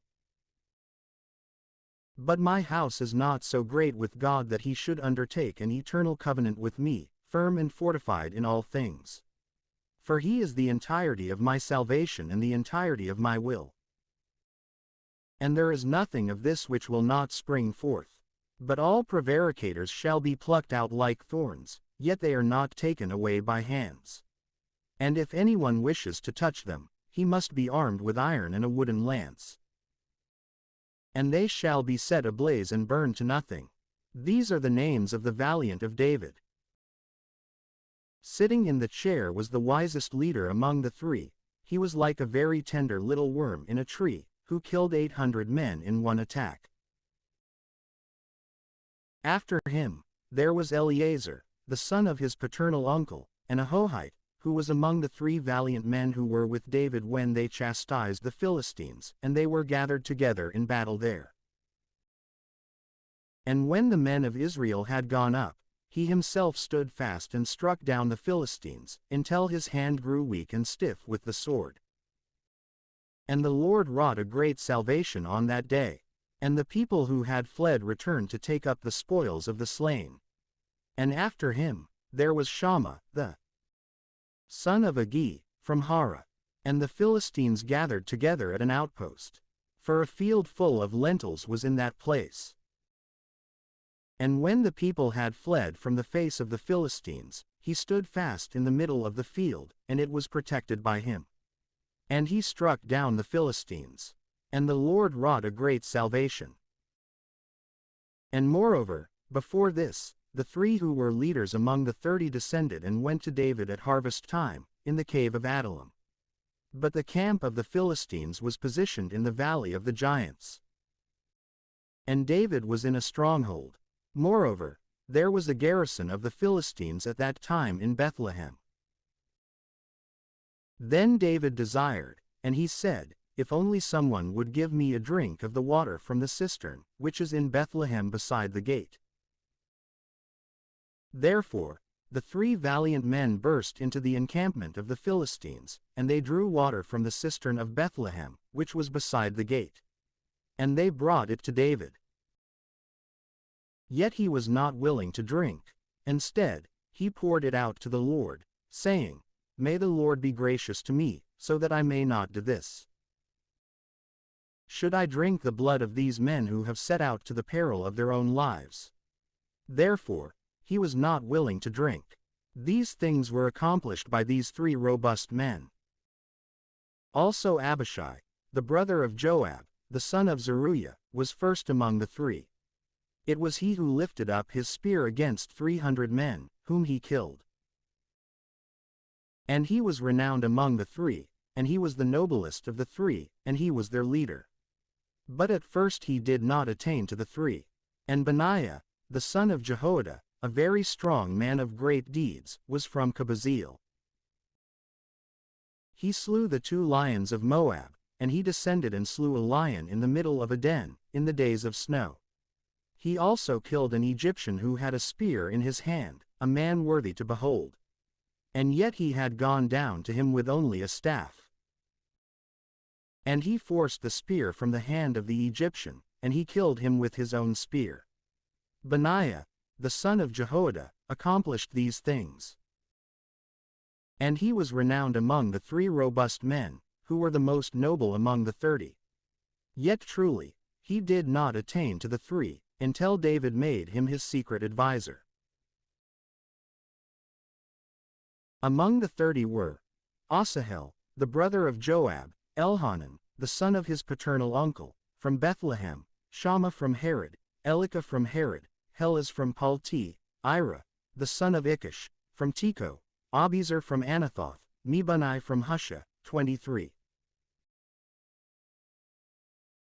28. Zalman the Ahohite, Maharai the Netophathite, Helab, the son of Baanah, also himself a Netophathite, Ittai, the son of Ribai, from Gibeah, of the sons of Benjamin, Benaiah the Pirathonite, Hiddai from the torrent Gosh, Abialban the Arbathite, Asmaveth from Beromi, 23.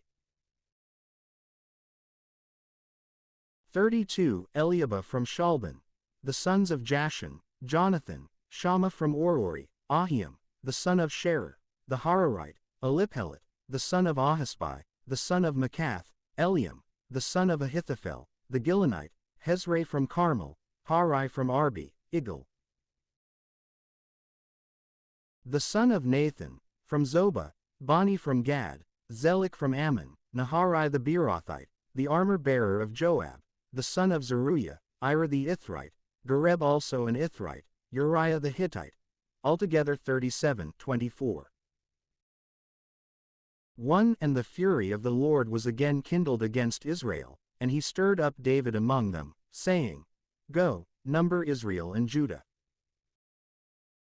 And the king said to Joab, the leader of his army, "Travel through all the tribes of Israel, from Dan to Beersheba, and number the people, so that I may know their number." And Joab said to the king, "May the Lord your God increase your people, who are already great in number, and may he again increase them, 100-fold, in the sight of my lord the king. But what does my lord the king intend for himself by this kind of thing?" But the words of the king prevailed over the words of Joab and the leaders of the army. And so Joab and the leaders of the military departed from the face of the king, so that they might number the people of Israel. And when they had passed across the Jordan, they arrived at Aroer, to the right of the city, which is in the valley of Gad. And they continued on through Jazer, into Gilead, and to the lower land of Hodsea. And they arrived in the woodlands of Dan. And going around beside Sidon, they passed near the walls of Tyre, and near all the land of the Hivite and the Canaanite. And they went into the south of Judah, to Beersheba. And having inspected the entire land, after 9 months and 20 days, they were present in Jerusalem. Then Joab gave the number of the description of the people to the king. And there were found of Israel 800,000 able-bodied men, who might draw the sword, and of Judah 500,000 fighting men. Then the heart of David struck him, after the people were numbered. And David said to the Lord, "I have sinned greatly in what I have done. But I pray that you, O Lord, may take away the iniquity of your 188 servant. for I have acted very foolishly. And David rose up in the morning, and the word of the Lord went to Gad, the prophet and seer of David, saying, Go, and say to David, Thus says the Lord, I present to you a choice of 3 things. Choose one of these, whichever you will, so that I may do it to you. And when Gad had gone to David, he announced it to him, saying, Either 7 years of famine will come to you in your land, or you will flee for 3 months from your adversaries, and they will pursue you, or there will be a pestilence in your land for 3 days. Now then, deliberate, and see what word I may respond to him who sent me. Then David said to Gad, I am in great anguish. But it is better that I should fall into the hands of the Lord than into the hands of men. And the Lord sent a pestilence upon Israel, from the morning until the appointed time. And there died of the people, from Dan to Beersheba, 70,000 men. And when the angel of the Lord had extended his hand over Jerusalem, so that he might destroy it, the Lord took pity on the affliction. And he said to the angel who was striking the people, It is enough. Hold back your hand now. And the angel of the Lord was beside the threshing floor of Araunah the Jebusite. And when he had seen the angel cutting down the people, David said to the Lord, I am the one who sinned. I have acted iniquitously. These ones who are the sheep, what have they done? I beg you that your hand may be turned against me and against my father's house. Then Gad went to David on that day, and he said, Ascend and construct an altar to the Lord on the threshing floor of Araunah the Jebusite. And David ascended in accord with the word of Gad, which the Lord had commanded to him. And looking out, Araunah turned his attention to the king and his servants, passing toward him. And going out, he adored the king, lying prone with his face to the ground, and he said, What is the reason that my lord the king has come to his servant? And David said to him, So as to purchase the threshing floor from you, and to build an altar to the Lord, and to quiet the plague that rages among the people. And Araunah said to David, May my lord the king offer and accept whatever is pleasing to him. You have oxen for a holocaust, and the cart and the yokes of the oxen to use for wood. All these things Araunah gave, as a king to a king. And Araunah said to the king, May the Lord your God accept your vow. And in response, the king said to him, It shall not be as you wish. Instead, I will purchase it from you at a price. For I will not offer to the Lord, my God, holocausts that cost nothing. Therefore, David bought the threshing floor and the oxen for 50 shekels of silver. And in that place, David built an altar to the Lord. And he offered holocausts and peace offerings. And the Lord was gracious to the land, and the plague was held back from Israel.